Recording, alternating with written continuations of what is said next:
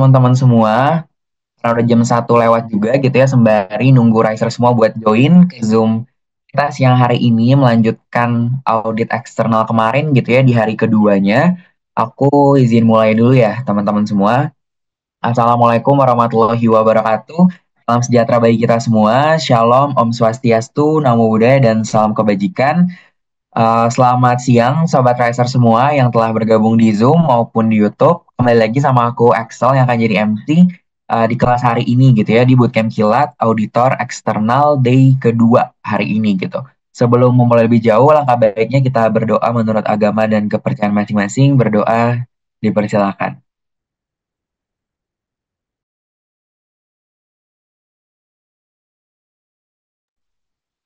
Amin. Tidak ada kata cukup untuk berdoa. Oke, nah ini barusan aku ketemu kertas gitu ya di meja.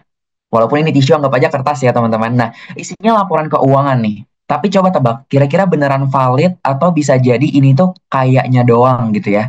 Ya kan kalau misalnya ada laporan kayak gini, kita nggak bisa langsung percaya gitu aja ya. Harus ada bukti, harus ada fakta, dan juga harus ada yang ngecek nih. Nah, di dunia audit nanti, itu tuh bukti namanya itu audit evidence, teman-teman. Karena tanpa bukti, opini auditor itu kayak ngegas aja gitu ya, tanpa ada data.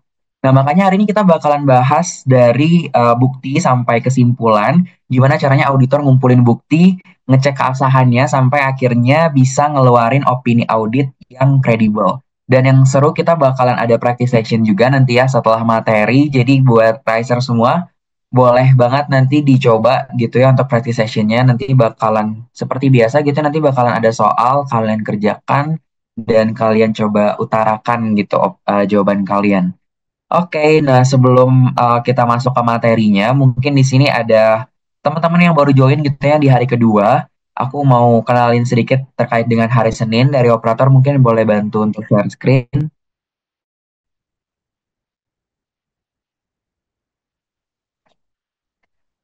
Oke, kemarin kan kita udah bahas gitu ya terkait tantangan terbesar kalian, dan mostly aku lihat di kolom chat Zoom itu terkait dengan pengalaman gitu ya, pengalaman skill. Oke, boleh di next slide. Oke, ini juga boleh di next slide. Oke, nah buat teman-teman semua yang belum tahu gitu ya terkait dengan hari Senin, aku mau kasih tahu singkat gitu ya. Jadi hari Senin itu sebenarnya udah nge-shift apa aja sih gitu ya selama kurang lebih 2,5 tahun ini. Jadi hari Senin itu udah mencetak lebih dari 5.000 alumni teman-teman, dan hampir 100% udah mendapatkan pekerjaan. Dan untuk rata-rata gajinya itu ada di angka 6,3 juta untuk average salary-nya dari alumni bootcamp-nya hari Senin. Dan selanjutnya yang menurut aku keren banget, itu adalah rata-rata alumni dapat pekerjaan setelah lulus dari bootcamp itu hanya kurang dari 3 bulan. Bahkan sekitar 70% alumni itu di hire sebelum mereka lulus atau selesai dari bootcampnya hari Senin. Boleh di next slide. Oke, nah ini adalah beberapa alumni kita ya teman-teman yang udah tersebar di perusahaan dari nasional hingga multinasional company. Kalau kalian mau lihat testimoninya lebih lengkap, sebenarnya ini masih banyak banget gitu ya, tapi nggak mungkin kita masukin semua ke sini. Kalian boleh langsung aja ke websitenya Hari Senin di www.harisenin.com. Oke, boleh di next. Oke, nah buat teman-teman nanti yang udah cobain programnya atau mungkin sekarang lagi ada yang udah join gitu ya, tenang aja buat kalian semua yang nanti udah lulus dari bootcampnya hari Senin, pastinya kalian nggak bakalan dilepasin gitu aja gitu ya. Jadi dalam artian kalian bakalan tetap terhubung nih dengan komunitas dari harisenin.com. Jadi biasanya di hari Senin sendiri tuh kita suka ada sounding opportunity-opportunity yang ada, kayak misalnya weekly sharing session, kemudian nanti ada job seeker workshop, dan juga networking session, dan beberapa itu ada offline event. Jadi kalian bisa membentuk networking nanti di sana, kurang lebih kayak gitu. Dan seperti yang udah aku bilang, kalian pastinya akan terus digandeng ya sama komunitas dari harisenin.com. Gitu. Boleh di next slide. Oke, nah di sini aku jelasin terkait dengan bedanya bootcamp di hari Senin dengan bootcamp lainnya. Jadi di hari Senin sendiri kita menerapkan sistem mission based learning gitu ya. Mungkin di sini teman-teman beberapa udah familiar, dan mungkin ada yang belum juga. Mission based learning itu yang kayak gimana sih, Kak? Jadi mission based learning itu kita ibaratnya ngerjain tugas tapi dalam bentuk misi gitu ya. Jadi kayak main game. Jadi hopefully kita bakalan fun gitu selama di kelas. Kemudian juga untuk durasinya ini fleksibel ya teman-teman. Fleksibel di sini maksudnya adalah kalian bisa lulus lebih cepat kalau misalnya kalian udah nyelesain misi itu lebih awal kayak gitu. Jadi semakin cepat juga kalian ibaratnya kayak main game gitu ya, semakin cepat kalian nyelesain levelnya mungkin kalian bisa tamat gitu.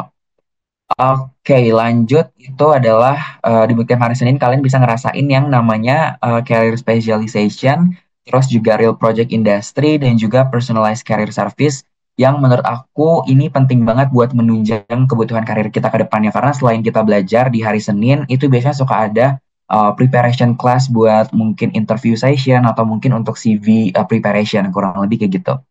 Kemudian yang nggak kalah keren yang sering aku mention gitu ya, itu terkait dengan money back guarantee-nya sih teman-teman. Jadi kalau di hari Senin Bootcamp sendiri itu untuk money back guarantee-nya sampai dengan 110% gitu ya. Jadi udah kembali 100%, ada tambahan 10%-nya lagi nih. Kalau misalkan kalian nggak mendapatkan pekerjaan sampai dengan 1 tahun kayak gitu. Jadi untuk proses money back guarantee-nya sendiri itu biasanya di akhir gitu ya teman-teman berdasarkan akumulasi dari nilai IPK hasil belajar kalian kayak gitu. Dan untuk return on investment-nya itu tergolong lebih cepat. Jadi cukup 1 kali gajian itu bisa nutupin investasi yang teman-teman keluarin di awal buat join ke bootcamp-nya hari Senin. Kayak gitu. Boleh di next slide.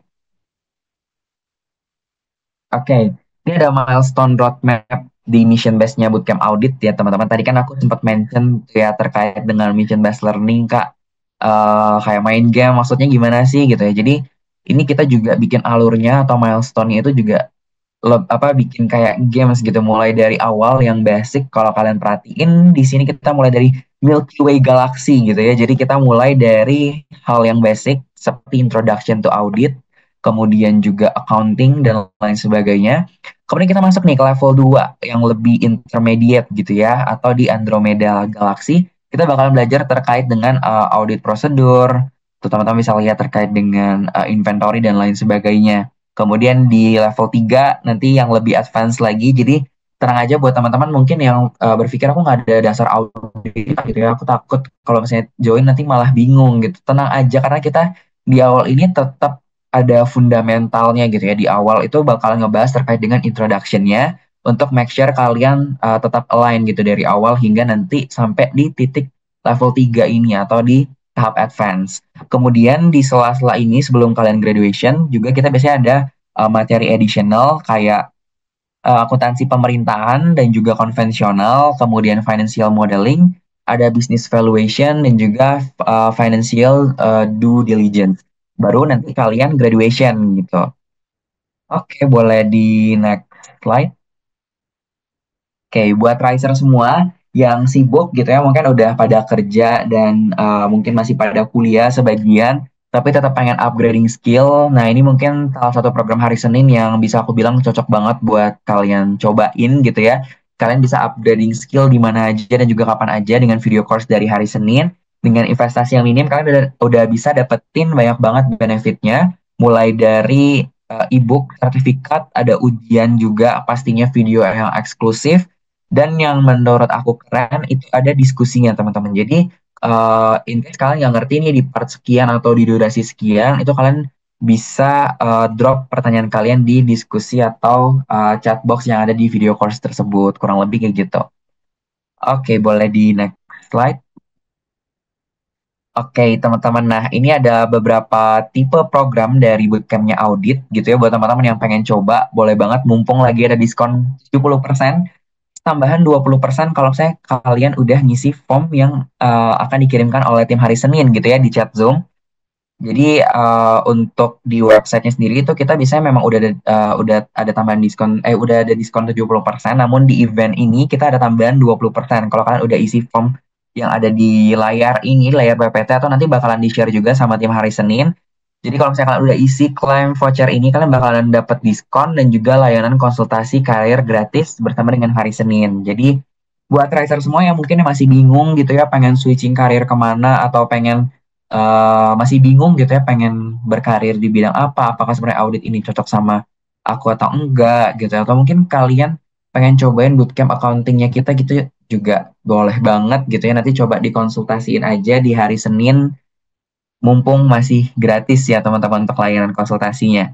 Oke, nah untuk yang upskill gitu ya, aku coba breakdown. Jadi untuk yang tipe pilihan upskill ini, itu kurang lebih seperti full course intensif, cocok untuk kalian yang pengen networking.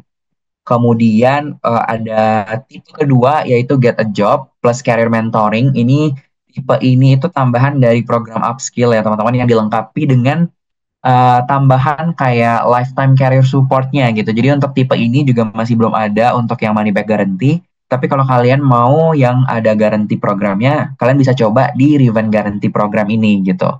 Jadi kalau misalnya di Revent Guarantee ini, kalian udah bisa dapetin banyak banget benefitnya, mulai dari career coaching dan juga job connect. Kemudian ada money back guarantee, ada job guarantee, ada juga biasanya di hari Senin bootcamp itu suka ada freelance project gitu teman-teman dari hiring partnernya harisenin.com yang pastinya cuman ada di refund guarantee program ini kayak gitu.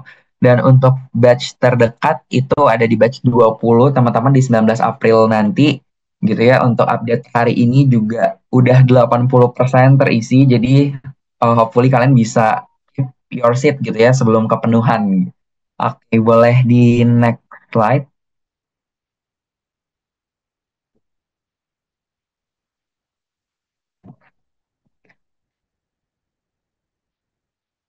Oke, nah selanjutnya di hari Senin sendiri, kalau kalian mau join ke bootcampnya hari Senin, kita punya flexible payment option nih buat teman-teman gitu ya. Jadi opsi pembayaran ini sesuai dengan budgetingmu gitu. Ada yang upfront, yang langsung bayar lunas gitu ya di awal, atau menggunakan cicilan 0% nih. Jadi selama 6 sampai 18 bulan tanpa bunga. Jadi ada dua pilihan payment gitu. Oke, boleh di next slide. Oke, nah terakhir ya teman-teman, jadi investasi yang terbaik itu adalah investasi ke diri kita sendiri atau investasi ke pengetahuan yang kita miliki. Kurang lebih seperti itu. Boleh di next slide. Terakhir kayaknya udah selesai ya. Buat teman-teman nanti yang ada pertanyaan terkait dengan program ini lebih lanjut gitu ya, atau mungkin mau nanya-nanya lebih dalam terkait dengan salah satu programnya Bootcamp hari Senin, boleh banget buat DM aja ke Instagramnya hari Senin, di @harisenin.official, atau ke WhatsApp customer supportnya hari Senin gitu ya, yang lebih fast respon biasanya di WA, boleh banget buat di chat di sana gitu ya teman-teman. Dan aku mau reminder juga, mumpung ini event terakhir gitu ya di edisi audit eksternal, jangan lupa buat diisi form diskonnya dari harisenin.com ya teman-teman. Karena selain kalian udah keep voucher diskon tambahan kalian, kalian juga bisa dapetin layanan konsultasi karir gratis bersama dengan harisenin.com. Kayak gitu. Oke, boleh di stop share. Oke, nah kurang lebih kayak gitu ya teman-teman terkait dengan bootcampnya hari Senin. Oke, karena sebentar lagi kita udah mau mulai juga untuk sesi kedua gitu ya di audit eksternal day kedua. Karena hari ini kita bakalan bahas materi-materi yang kemarin sempat terspill gitu ya terkait dengan audit evidence, kemudian nanti audit opinion, audit report dan lain sebagainya. Jadi pastiin kalian udah nyiapin catatan-catatan kecil kalian dan juga pertanyaan-pertanyaan mungkin yang kemarin belum terjawab, boleh banget nanti coba di follow up gitu ya di Slido yang bakalan dikirimin nanti oleh tim hari Senin. Oke, kalau gitu langsung aja aku sambut speaker kita masih sama ada Kak Maria. Halo Kak Maria. Halo, selamat siang Axel dan semuanya. Oke, selamat siang Kak. Mungkin Riser semua boleh banget ya say hello dulu di kolom chat Zoom. Sembari aku mau reminder sedikit nih Kak ke teman-teman dulu sebelum kita mulai sesi materinya. Aku mau reminder ke Risers kalau misalnya setelah sesi present materi ini nanti bakalan ada practice session ya teman-teman. Jadi bisa didengarkan dengan baik untuk materi hari ini. Nanti juga bakalan ada practice sessionnya dan juga nanti bakalan di feedback oleh Kak Maria. Kalau gitu langsung aja Kak, aku serahin ke Kak Maria waktu dan media dipersilakan Kak. Oke, thank you Axel. Oke, selamat siang semuanya. Semoga masih semangat ya. ini hari Minggu biasanya jalan-jalan mungkin ya. Jadi ya mengorbankan waktu jalan-jalan atau ngabuburit untuk belajar dulu sebentar ya. Oke, harapannya masih semangat semua. Hari ini sih kita topiknya tidak terlalu banyak kayak kemarin ya. Cuma ada sedikit kita latihan lah. Kita nanti latihan untuk mengidentifikasi resiko. Terus teman-teman akan kasih suggestion apa sih kira-kira dari case-nya itu prosedur audit yang dibutuhkan gitu atau bukti audit yang diperlukan gitu seperti itu. Nah, sebelumnya saya izin share screen.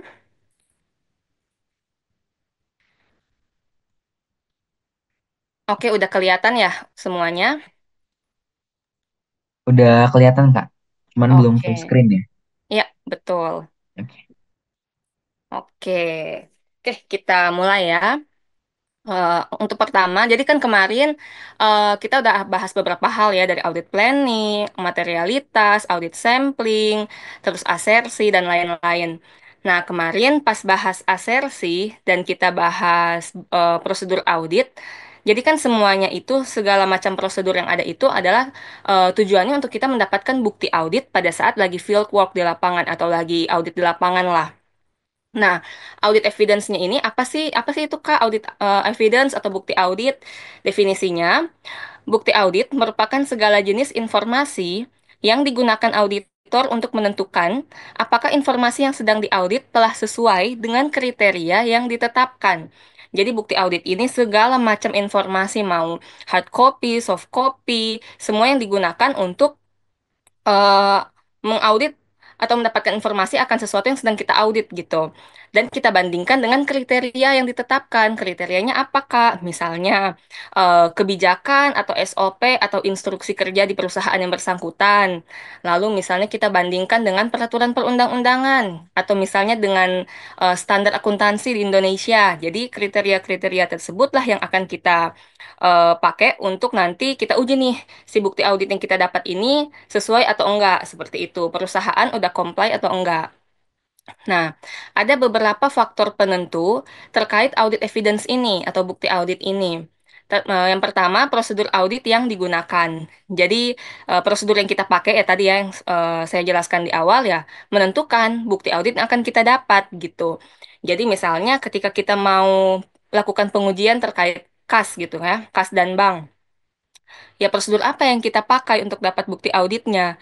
Misalnya kita lakukan prosedur audit rekonsiliasi bank gitu, atau opnam kas. Nah, kalau yang seperti itu kan sesuai nih dengan tujuan auditnya. Jadi itulah yang akan kita pakai untuk prosedur itu yang akan kita pakai untuk dapat bukti auditnya. Oh, kas yang tercatat petty cash-nya itu atau kas kecilnya itu sesuai nggak sih? Atau oh akun saldo bank yang ada di tercatat di rekening koran benar nggak sih dengan yang ada di laporan keuangan kayak gitu. Jadi dari prosedurnya itu mempengaruhi bukti audit yang akan kita dapat. Kalau kita salah prosedur ya pasti kita salah juga buktinya gitu. Lebih ke tujuannya sih, tujuan mau audit apa, prosedurnya apa, sehingga kita dapat bukti audit yang juga sesuai dengan tujuan auditnya seperti itu. Lalu terkait ukuran sampel juga mempengaruhi. Kalau semakin istilahnya semakin beresiko si suatu entitas atau audit yang kita lagi audit ini, ya bukti auditnya juga akan semakin banyak. Kalau misalnya dia pengendalian internalnya masih lemah, bukti auditnya semakin banyak yang harus kita cari. Ya, sebaliknya juga seperti itu. Lalu untuk unsur yang dipilih juga ngaruh. Jadi apa sih bukti audit yang kita pakai gitu? Jangan sampai salah dan kita mau audit kas gitu ya, kita mau uji kas, tapi kok yang kita pakai audit prosedur audit yang salah, bukti auditnya salah gitu. Lalu waktu pelaksanaan juga mempengaruhi. Kita lagi auditnya nih interim atau di akhir tahun atau apa.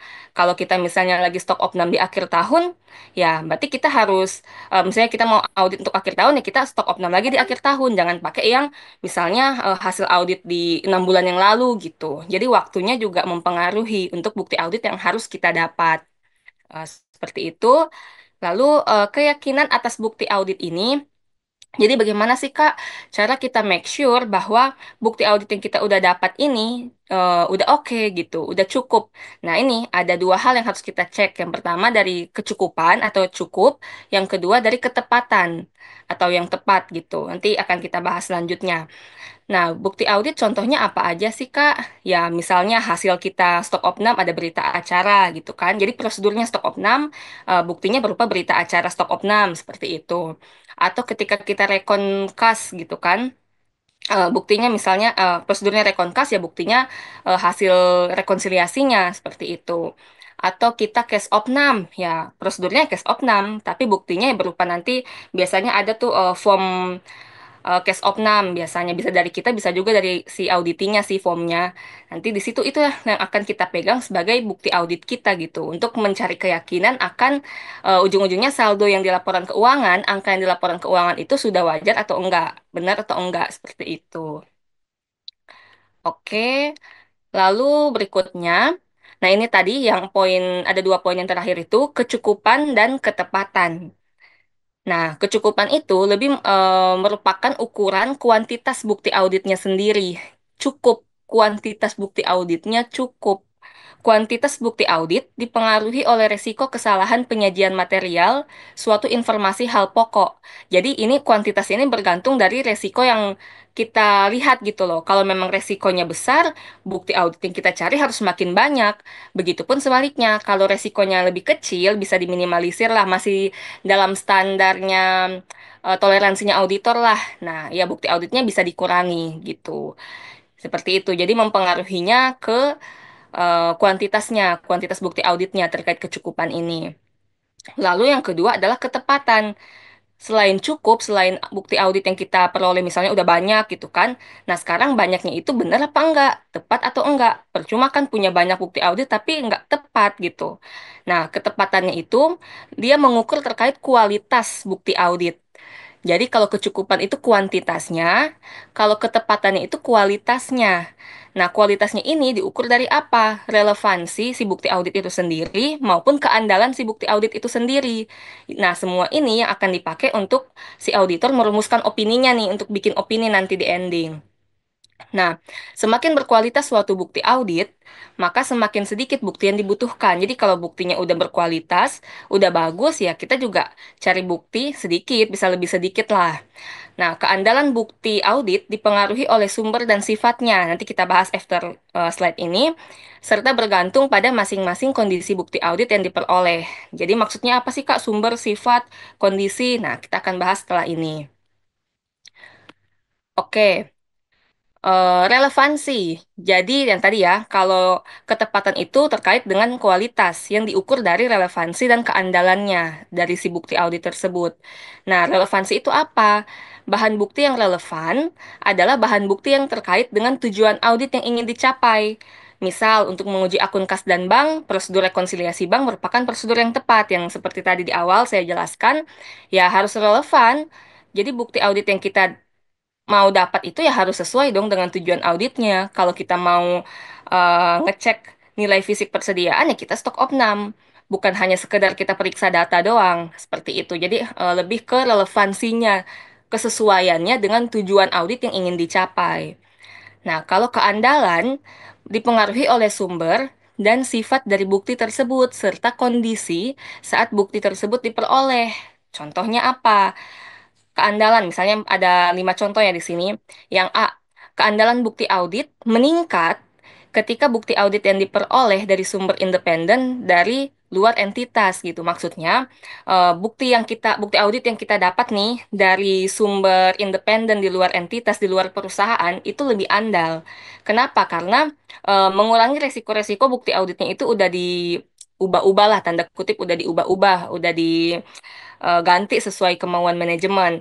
Nah, kalau bukti auditnya dari luar, misalnya kita dapat konfirmasi dari bank atau kita dapat konfirmasi dari supplier dan lain-lain, itu lebih kuat karena itu dari pihak yang di luar entitas seperti itu. Jadi lebih tingkat kepercayaannya lebih tinggi lah gitu.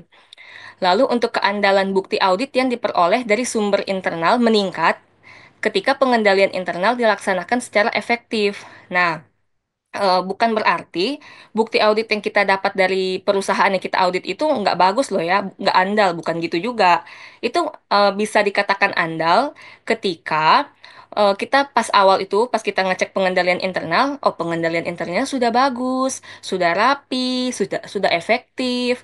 Nah, kalau dari merekanya aja pengendalian internalnya aja udah bagus, kita harapannya kan ke bawah-bawahnya juga akan bagus gitu. Jadi lebih andal lah ketika si bukti audit yang kita dapat dari mereka itu ya pastinya lebih bagus karena ya memang dasarnya juga udah rapi gitu. Misalnya kalau dokumentasi mereka terkait invoice dan lain-lain semua teratur, ada nomornya, dibikin binder-binder kayak gitu kan jadi lebih enak gitu. Oke, ini harusnya sih lebih bisa dipercaya lah gitu dibandingkan dari sumber internal tapi dokumennya sering hilang atau pencatatannya sering error, kita kan juga jadi was-was untuk pakai ini data gitu. Ini data bener nggak ya, akurat nggak ya, bisa dipakai nggak ya. Nah, kalau misalnya secara pengendalian internalnya udah oke, asumsinya sih harusnya juga terkait bukti audit yang kita dapat dari mereka juga udah oke gitu. Lalu untuk bukti audit yang diperoleh secara langsung nih, misal dari kita langsung nih dapat dari observasi misalnya ya, itu lebih dapat diandalkan dibandingkan bukti yang kita terima secara nggak langsung. Misalnya, ketika auditor datang langsung ngecek proses produksi seperti apa, kita lihat sendiri prosesnya step by stepnya seperti apa. Atau misalnya ketika kita ikut nih mendampingi ketika mereka stok opnam, kita kan benar-benar datang tuh ke tempat itu, jadi kita benar-benar dapat informasinya secara langsung, bukti auditnya secara langsung ya itu jauh lebih bisa dipercaya dibandingkan kita misalnya nggak ikut stok opnam, cuma minta data dari mereka, kita kan nggak tahu di lapangan kayak gimana, ada kesalahan atau apa, ada selisih atau gimana. Nah, kalau kita langsung turun, langsung datang kan lebih bisa diandalkan lah bukti-bukti yang kita dapat gitu, karena kitanya sendiri ikut di situ, ikut terlibat di dalamnya. Lalu untuk bukti audit dalam bentuk dokumen asli lebih dapat diandalkan dibandingkan dengan bukti audit yang diperoleh berupa hasil fotokopi. Jadi maksudnya kalau kita dapat, misalnya kita minta data nih dari auditi atau dari klien, mereka bisa kasih kita nih perjanjian-perjanjian, kontrak, invoice dan lain-lain yang asli, bukan fotokopian, itu masih jauh lebih bisa dipercaya dibanding kita dapat fotokopian gitu. Karena kalau asli kan otomatis kita bisa lihat, oh ini capnya bener nggak, tanda tangan basah dan lain-lain gitu. Kontraknya ada materai dan lain-lain dibanding kita cuma dapat fotokopian gitu. Fotokopian kan ya kalau orang mau niat bisa maksudnya bisa diakal-akalin gitu loh, diganti dulu di fotokopi dikasih ke auditor. Kita kan nggak tahu kalau ada yang diubah gitu. Kalau asli kan ketika ada coretan atau apa kita bisa langsung lihat, langsung make sure, oh, ini coretan kenapa ya ini dicoret gitu. Kok angkanya di surat jalan dicoret ya kenapa gitu. Itu bisa langsung kita lihat gitu. Jadi dokumen asli lebih bisa diandalkan lah dibanding kalau kita dapat yang fotokopian. Lalu contoh lain misalnya bukti audit yang konsisten dari sumber yang berbeda juga lebih dapat diandalkan. Maksudnya di sini ketika kita misalnya kita cek nih perjanji. Jadi sumber yang konsisten itu misalnya kita kirim konfirmasi nih ke bank, kita mau ngecek hutang bank gitu kan. Bank balas ke kita, oh sudah sesuai nih angkanya, oke. Terus kita cek di laporan keuangan sesuai dong berarti kan. Kita cek lagi perjanjiannya sesuai juga. Kita rekalkulate lagi angkanya juga sama. Jadi konsisten gitu. Mau dari bank kek, mau dari kita hitung sendiri kek, mau dari si auditinya yang siapin data kek, semuanya sama gitu. Konsisten hasilnya. Nah, itu juga dapat diandalkan lah gitu. Kalau konsisten entah dari mana sumbernya, tapi bisa menyatakan suatu hal itu sesuai gitu. Nah, apakah bukti audit ini hanya sebatas hal-hal yang terlihat, Kak? Kayak dokumen dan lain-lain? Enggak. Ketiadaan informasi itu juga bukti audit. Ketika kemarin ada yang nanya kan, Kak, kalau stok opnam tapi datanya nggak ada, listnya nggak ada, gimana? Ya itu bukti audit. Ya gimana? Kamu berarti dari perusahaannya itu sendiri, berarti kan nggak bisa menyediakan datanya. Ya itu bukti audit bagi kita gitu. Berarti si perusahaannya ini pun kurang gitu dalam pengendalian internalnya. Bisa jadi angka yang ada di laporan keuangan itu belum tentu benar. Karena datanya aja begitu, bisa jadi kita stok opnam beda lagi hasilnya. Belum kalau ada selisih. Itu bukti audit jadinya. Jadi ketiadaan informasi juga itu bukti audit. Bukti bahwa ya ini perusahaannya yang nggak melakukan pengendalian yang sesuai atau pengendalian yang memadai seperti itu. Itu sih kurang lebih terkait audit evidence ya. Lalu, nah, sekarang kita akan bahas terkait opini audit nih.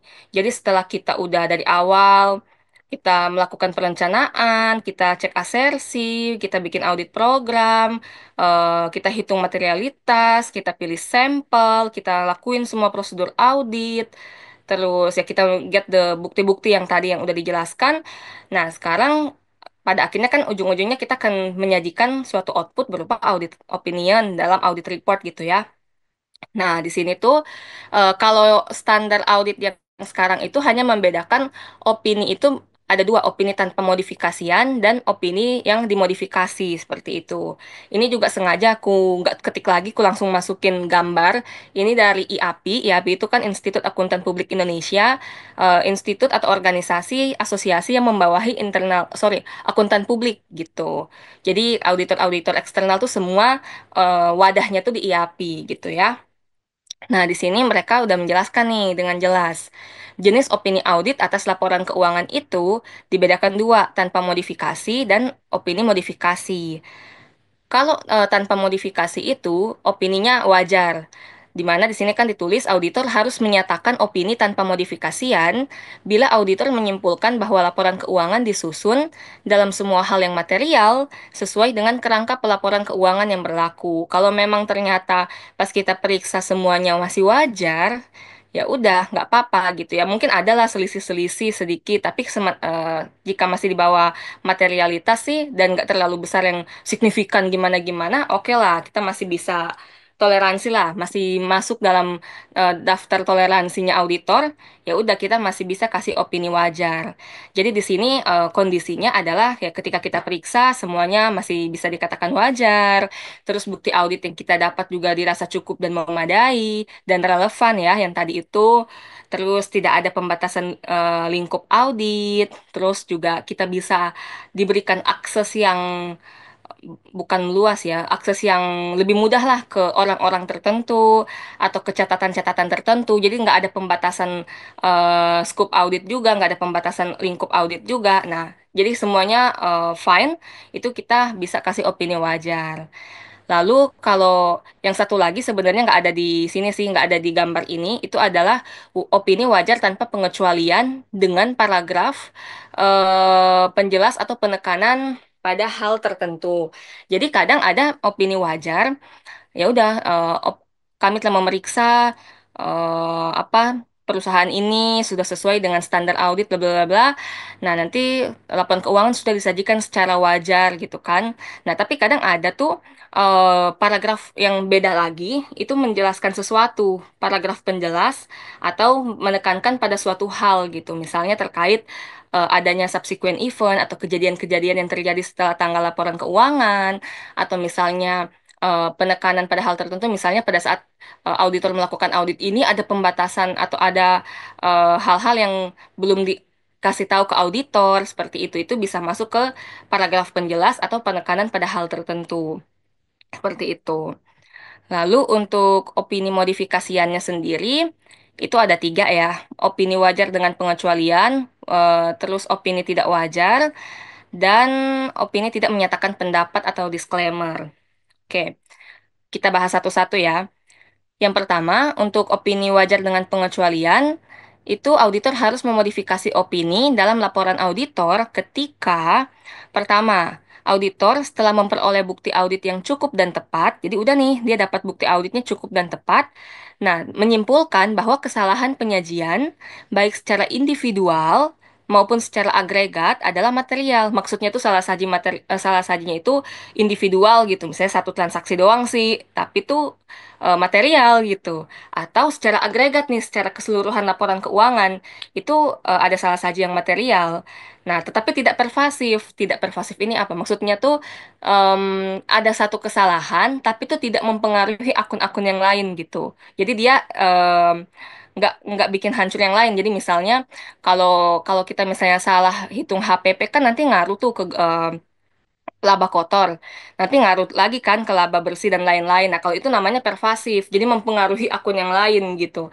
Tapi kalau tidak pervasif itu ya udah dia salah sih, tapi ya udah dia aja yang salah, nggak mempengaruhi yang lain gitu. Nah, itu kalau misalnya ternyata auditornya dapat kejadian seperti ini, jadi ada kesalahan tapi tidak pervasif terhadap laporan keuangan, itu kondisi pertama ya. Atau kondisi keduanya, auditor tidak dapat memperoleh bukti audit yang cukup dan tepat yang mendasari opini audit, tetapi auditor menyimpulkan bahwa kemungkinan dampak kesalahan penyajian yang tidak terdeteksi terhadap laporan keuangan dapat bersifat material. Jadi yang kedua nih, jadi ada dua kondisi. Yang pertama kan tadi bukti audit dapat nih cukup dan tepat. Karena kita dapat buktinya cukup, kita tahu nih, wah ternyata ada salah saji nih, tapi nggak pervasif. Nah itu kita bisa kasih opini wajar dengan pengecualian. Atau yang kedua, kondisi kedua, kita nggak dapat bukti audit yang cukup dan tepat nih, tapi kita rasa ada kesalahan yang mungkin tidak terdeteksi oleh kami nih, karena kita nggak dapat bukti audit yang cukup. Nah, dan sama-sama tidak pervasif sih material, maksudnya tidak pervasif dah kesalahannya. Nah, itu masih bisa kita kasih opini wajar dengan pengecualian. Seperti itu. Jadi gitu ya. Jadi pervasif itu intinya kalau secara gampangnya menjelaskan kondisi kesalahan yang mempengaruhi akun yang lain gitu. Jadi satu akun kalau salah hitung itu bisa salah terus yang lainnya gitu ya. Contohnya tadi kalau misalnya COGS-nya salah, gross margin-nya salah, ke bawah-bawahnya pasti salah tuh. Laba bersih, laba sebelum pajak, after pajak dan lain-lain. Nah, kalau yang tidak pervasif ya udah dia salah, memang salah tapi nggak mengganggu yang lain gitu. Terus opini tidak wajar. Nah, opini tidak wajar ini, auditor harus menyatakan suatu opini tidak wajar ketika setelah memperoleh bukti audit yang cukup dan tepat, menyimpulkan bahwa si auditornya menyimpulkan bahwa kesalahan penyajian, baik secara individual maupun agregat, adalah material dan pervasif terhadap laporan keuangan. Nah, kalau kita misalnya jadi auditor dan kita ketemu udah salah saji, pervasif lagi. Nah, itu kita bisa kasih opini tidak wajar. Berarti laporan keuangan ini nggak wajar gitu isinya di dalamnya. Seperti itu. Lalu yang ketiga, opini tidak menyatakan pendapat. Disclaimer. Jadi auditornya ya disclaimer lah tidak menyatakan pendapat gitu. Terjadi dalam dua kondisi. Pertama, auditor tidak boleh menyatakan pendapat ketika auditor tidak memperoleh bukti audit yang cukup dan tepat yang mendasari opini, dan auditor menyimpulkan bahwa kemungkinan dampak kesalahan penyajian yang tidak terdeteksi terhadap laporan keuangan, jika ada, dapat bersifat material dan pervasif. Jadi ketika misalnya si auditor ini udah nggak dapat bukti yang cukup, terus abis itu juga kemungkinan ada salah saji material, pervasif, itu bisa jadi tidak menyatakan pendapat. Nah, yang kondisi kedua, auditor tidak boleh menyatakan pendapat ketika dalam kondisi yang sangat jarang yang melibatkan banyak ketidakpastian. Auditor menyimpulkan bahwa meskipun telah memperoleh bukti audit yang cukup dan tepat, jadi dia udah dapat nih bukti auditnya cukup dan tepat, tentang setiap ketidakpastian tersebut, auditor tidak dapat merumuskan suatu opini atas laporan keuangan karena interaksi yang potensial dari ketidakpastian tersebut dan kemungkinan dampak kumulatif dari ketidakpastian tersebut terhadap laporan keuangan. Jadi ketika ya oke si auditornya dapat sih bukti auditnya, cuma nih ada ketidakpastian nih yang bisa mempengaruhi nih yang punya dampak kumulatif nih terhadap laporan keuangan ya udah si auditor bisa jadi udahlah kita menolak memberikan pendapat seperti itu. Nah, ketidakpastian macam apa sih Kak? Maksudnya misalnya ada hal-hal yang dari perusahaannya itu belum pasti gitu. Jadi kita tuh juga jadi kayak gimana sih nih gitu. Atau misalnya ketika ada pembatasan ruang ruang gerak lah, apa ya, ruang lingkup gitu. Jadi misalnya ketika kita lagi ngaudit nih, terus misalnya ada beberapa gudang ya si perusahaan. Nah, kita mau periksa ke semua gudangnya nih, tapi si auditingnya tuh kayak membatasi kita gitu. Udah nggak usah, kalian nggak usah ke gudang sana gitu, bla bla bla gitu. Pokoknya intinya nggak boleh lah ke salah satu gudang misalnya. Itu kan berarti kita dibatasin kan. Nah, itu juga kita bisa menolak untuk memberikan pendapat gitu. Karena ya kita nggak periksa yang sebelah sana gitu. Si auditingnya membatasi ruang gerak kita gitu. Nah, itu bisa jadi kondisi yang membuat auditor akhirnya memberikan opini tidak menyatakan pendapat gitu. Gitu sih. Jadi ketika ada apa ya, semacam kondisi auditi itu membatasi kita, nah itu kita harus hati-hati sih. Nanti akan mempengaruhi ke opininya seperti itu. Itu sih kurang lebih untuk opininya. Cuma memang banyakan sih kalau teman-teman coba buka-buka laporan tahunan ya banyakan ya wajar lah ya gitu. Wajarnya ini dalam artian sesuai dengan standar akuntansi, tapi kita melaksanakan auditnya sesuai dengan standar audit seperti itu. Oke, untuk audit opinion, lalu ini. Nah, ini juga aku langsung ambil aja dari salah satu buku. Jadi ada hal-hal, nah ini menjelaskan yang tadi juga sih, beberapa hal yang menyebabkan modifikasi opini nih. Nah, ada dua kondisi lah, misalnya ini ya. Laporan keuangan mengandung kesalahan penyajian material nih. Oke, ada kesalahan penyajian material nih, tapi tidak pervasif. Nah, maka auditor pertimbangannya bisa kasih opini wajar dengan pengecualian. Yang tadi sama kan dengan yang tadi penjelasan yang di eh, banner yang ini gitu, banner biru ini. Lalu yang kedua, laporan keuangannya mengandung kesalahan penyajian material, tapi material nih nilainya dan pervasif. Kita bisa kasih opini tidak wajar seperti itu. Lalu kondisi kedua itu ketidakmampuan untuk memperoleh bukti audit yang cukup dan tepat. Kita tuh auditor nggak dapat nih bukti audit yang cukup dan tepat. Nah, terus ya tadi itu kita merasa bahwa ada kesalahan penyajian yang material tapi nggak pervasif nih. Ya udah kita kasih opini wajar dengan pengecualian ini sama sih dengan yang tadi di sini.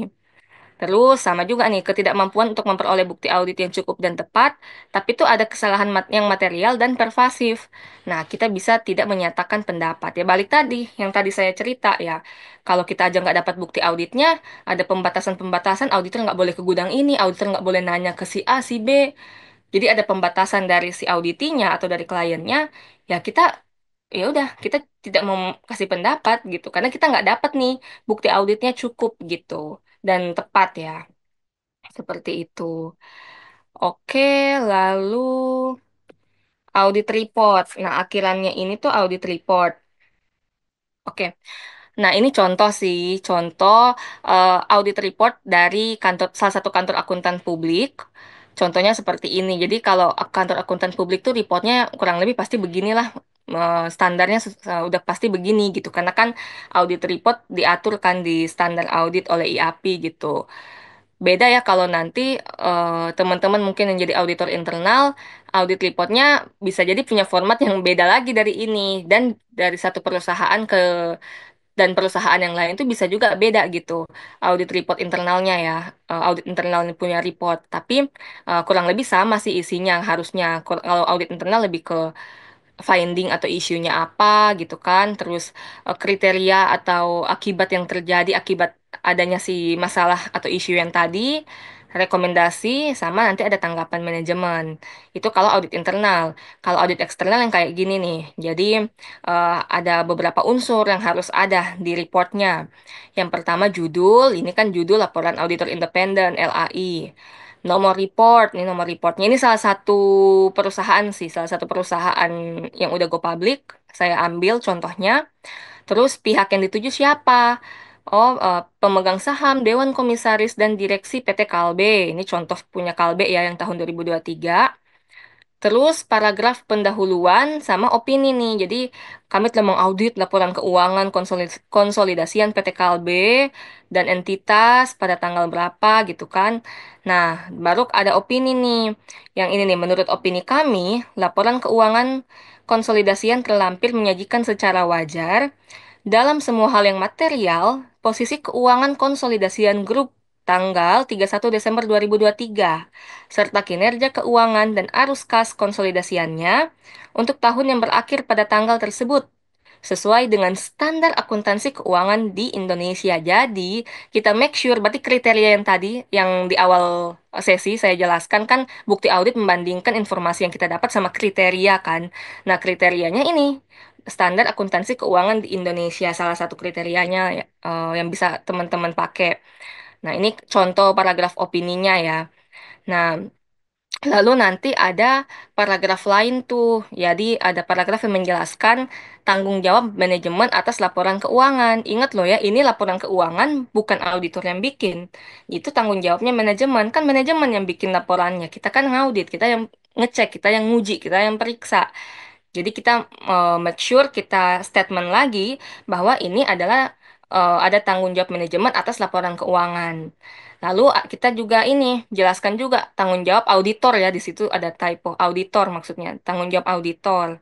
Jadi tanggung jawab kita tuh auditor adalah memeriksa sesuai dengan standar audit yang berlaku gitu. Nanti kita bukalah salah satu contohnya ya. Lalu tanggung jawab pelaporan lainnya kalau misalnya ada terkait pelaporan lain, lalu tanda tangan partner atau akuntan publiknya, dan ada tanggal laporan auditnya seperti itu. Nanti kita coba buka contoh abis ini ya. Sudah sih, karena materi hari ini sebenarnya cuma 2 poin kan. Oh, 3 poin. Audit evidence, audit report, sama audit opinion. Kita coba buka salah satu contoh. Ini yang tadi sih, teman-teman. Tunggu ya, saya coba share dulu. Contohnya, tadi kan hanya halaman awal nih yang dikasih di PPT, dibuka di PPT. Nah, sekarang kita coba buka aslinya. Nah, oke. Ini dapat di mana, Kak? Jadi, laporan-laporan ini teman-teman bisa download di ini ya, webnya Bursa Efek Indonesia. Nanti di situ teman-teman carilah laporan tahunan atau annual report perusahaan yang teman-teman mau cari gitu, tahun berapa. Jadi misalnya di sini kan saya ambilnya annual report KLB, KLBF, kode emitennya yang untuk tahun 2023.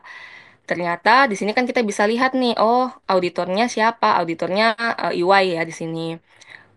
Terus abis itu, tapi di sini memang tulisannya begini sih teman-teman. Jadi bukan nggak jelas dari laptopnya ya. Jadi memang dari PDF-nya begini gitu. Ini yang tadi ya, judul laporan, nomor laporan, kepada siapa ya, pihak yang dituju, lalu opininya. Ini kan tadi halaman yang ada di PPT. Nah, basis opininya gitu kan. Kami melaksanakan audit berdasarkan standar audit yang ditetapkan oleh IAPI. Tanggung jawab kami menurut standar diuraikan lebih lanjut dalam paragraf tanggung jawab auditor. Nah, terus ada key audit matters juga. Kalau sekarang kan harus ada key audit matters kan. Hal-hal audit yang penting, yang utama lah, yang menurut pertimbangannya si auditornya itu. Nah, oke, terus nah, itu hal-hal yang tadi tuh, yang key audit matters-nya itu, kalau di sini, di contoh ini auditornya bilang nih terkait pengakuan pendapatan, gitu. Terus habis itu, informasi lain nih, manajemen bertanggung jawab atas informasi lain. Dan ada lagi, ke bawah-bawahnya nih panjang sih. Nah, tanggung jawab manajemen dan pihak yang bertanggung jawab atas tata kelola terhadap laporan keuangan konsolidasian. Manajemen bertanggung jawab atas penyusunan dan penyajian laporan keuangan konsolidasian tersebut sesuai dengan standar akuntansi keuangan di Indonesia dan atas pengendalian internal yang dianggap perlu oleh manajemen untuk memungkinkan penyusunan laporan keuangan konsolidasian yang bebas dari kesalahan penyajian material baik yang disebabkan oleh kecurangan maupun kesalahan. Baik, jadi maksudnya eh, manajemen bertanggung jawab lah itu untuk terkait laporan keuangannya gitu, bebas dari salah saji, baik yang disebabkan oleh fraud maupun oleh error. Nah, terus ini masih masih manajemen, tanggung jawab manajemen, terus baru tanggung jawab auditor ada di sini. Terus, oke, terus lagi, udah sih, baru nanti sorry, diakhiri dengan,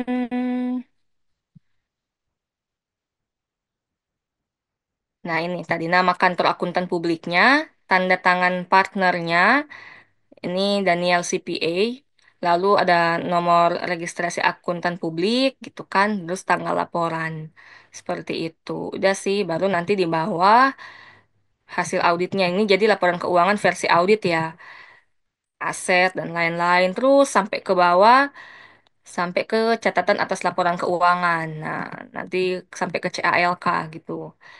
Itu sih, ini terkait yang kemarin ya, asersi penyajian dan pengungkapan, semua diungkapkan di sini. Itu sih, nanti bisalah dibaca contohnya gitu. Oke, stop share. Kita kembali ke sini. Udah sih, kurang lebih seperti itu untuk audit reportnya. Udah selesai dari saya. Karena pendek ya materi hari ini, kita juga bakal coba sedikit lah bahas atau coba-coba untuk identifikasi resiko sama suggest untuk prosedur audit sama untuk bukti audit gitu. Ini mungkin saya mau nanya dulu, Axel, berarti langsung lanjut aja ya ke kuisnya ya. Ya, boleh Kak, langsung penjelasan terkait dengan kuisnya. Oke, pas nih, jamnya pas. Oke, kita akan masuk ke quick quiz. Jadi, kemarin kan teman-teman udah ini nih, udah dengar nih, semua dari awal, dari asersi sampai akhirnya ke audit report gitu ya. Nah, coba di sini kita akan sama-sama nih lihat satu kasus. Anggaplah teman-teman di sini auditor junior lah ya, baru masuk jadi auditor. Di sini teman-teman dapat klien nih. Kondisinya, kliennya itu suatu perusahaan tapi baru berdiri 2 tahun, gitu ya. Jadi masih baru. Terus tidak terdapat kebijakan dan SOP yang memadai. Jadi kan pasti teman-teman nanya dong kebijakannya mana, SOP-nya ada nggak? Kan kalian mau belajar proses bisnisnya kan. Nah, ternyata ya namanya perusahaan baru ya belum lah, belum ada lah yang gitu-gitu. Siapa yang mau ngurusin orang perusahaan baru kita masih kecil gitu mereka jawabnya. Siapa yang mau ngurusin gitu. Orang kita aja masih merangkap jabatan kok satu orang merangkap jadi A, jadi B, jadi C gitu. Ya, namanya perusahaan kecil ya. Jadi pas kita tanya, kita minta kebijakan dan SOP-nya itu belum ada, ya. Terus, nah ini yang tadi personel pembelian, terus yang menerima barang dan yang melakukan pembayaran dilakukan oleh orang yang sama. Jadi orang departemen purchasing-nya nih satu orang nih, tapi dia yang proses beli, dia juga nanti yang terima, dia juga nanti yang bayar gitu. Jadi dia dua lah, dia pegang dua lah sebagai finance sama purchasing. Ya namanya perusahaan kecil, orangnya kan masih terbatas ya. Jadi masih rangkap-rangkap jabatan. Nah, terus pas teman-teman cek, oh ternyata masih ada nih yang seperti ini, ada rangkap-rangkap jabatan seperti ini. Terus abis beli barang nih kan barang diterima tuh. Ternyata nggak ada bukti penerimaan barang. Sebagian besar nggak ada bukti penerimaan barang gitu. Mungkin ada tapi nggak didokumentasi lah gitu. Jadi ya jadi nggak ada lah bukti penerimaan barang. Jadi ketika ditanya ya nggak tahu. Udah kita nggak arsip dan lain-lain gitu jawabnya si auditi. Lalu dokumen pembayaran, kontrak dan lain-lain tidak di maintenance nih. Jadi kita nanya kan, invoice dan lain-lain, kontrak dan lain-lain. Kita kan misalnya beli barang atau beli bahan baku atau apa gitu. Biasanya kan ada kontrak tuh. Nggak di maintenance juga gitu. Jadi kita tuh nggak pegang nih, si perusahaannya tuh nggak pegang kontraknya. Nah, terus tambah lagi, tidak dilakukan stok opnam sejak tahun berdiri. Jadi kan udah 2 tahun berdiri. Nah, selama 2 tahun ini belum ada stok opnam nih atas barang-barang persediaan yang ada di gudang gitu. Nah, terus ditambah pula namanya perusahaan masih kecil ya, udah berkali-kali ditekankan perusahaan masih baru, masih kecil. Jadi biasanya kan belum punya dana yang cukup untuk dia em, apa sih namanya? Invest di suatu ERP tertentu gitu, SAP atau apa gitu. Belum lah. Jadi masih manual nih, masih pakai Excel catatannya, backupnya juga pakai Excel dan lain-lain. Nah, teman-teman dari satu KAP gitu kan diminta untuk audit ini. Sekarang yang akan sama-sama kita lakukan, coba ada waktu sekitar 15 menit, kurang lebih 15 menit.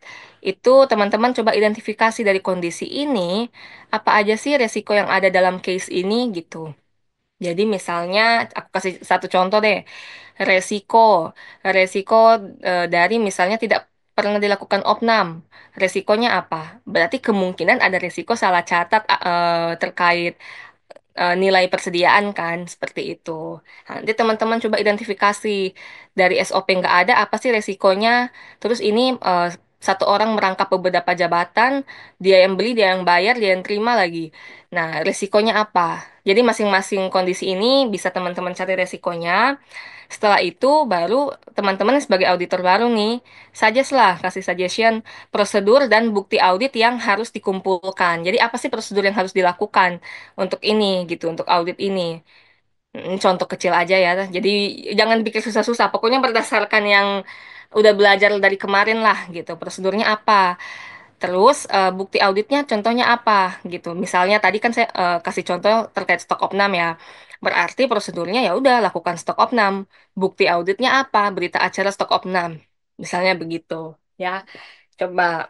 Jadi dari yang kemarin kita udah belajar, kita coba deh melihat resiko-resikonya dan coba suggestion prosedur dan bukti audit yang teman-teman akan lakukan dan akan dapat yang akan teman-teman cari gitu selaku auditor. Seperti itu.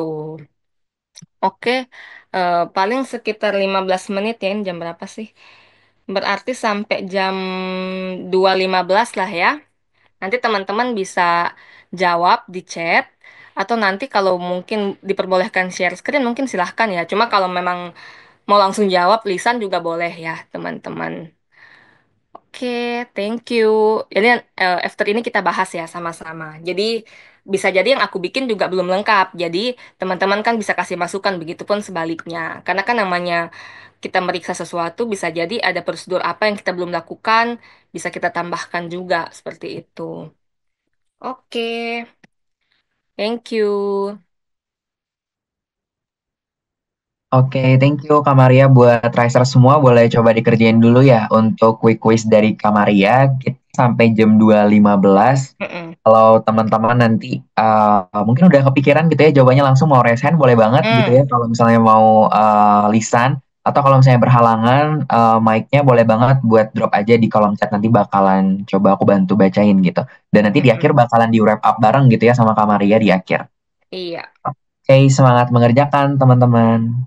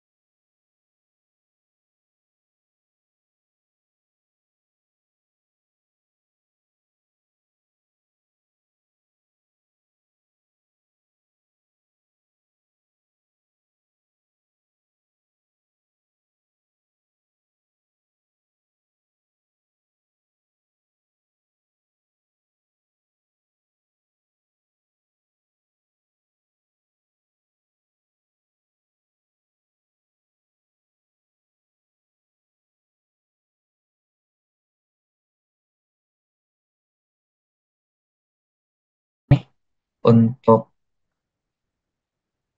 tadi Kak Andi ya kalau ya tidak salah. Ya mungkin Kak Andi mau coba ini lisan, boleh raise hand.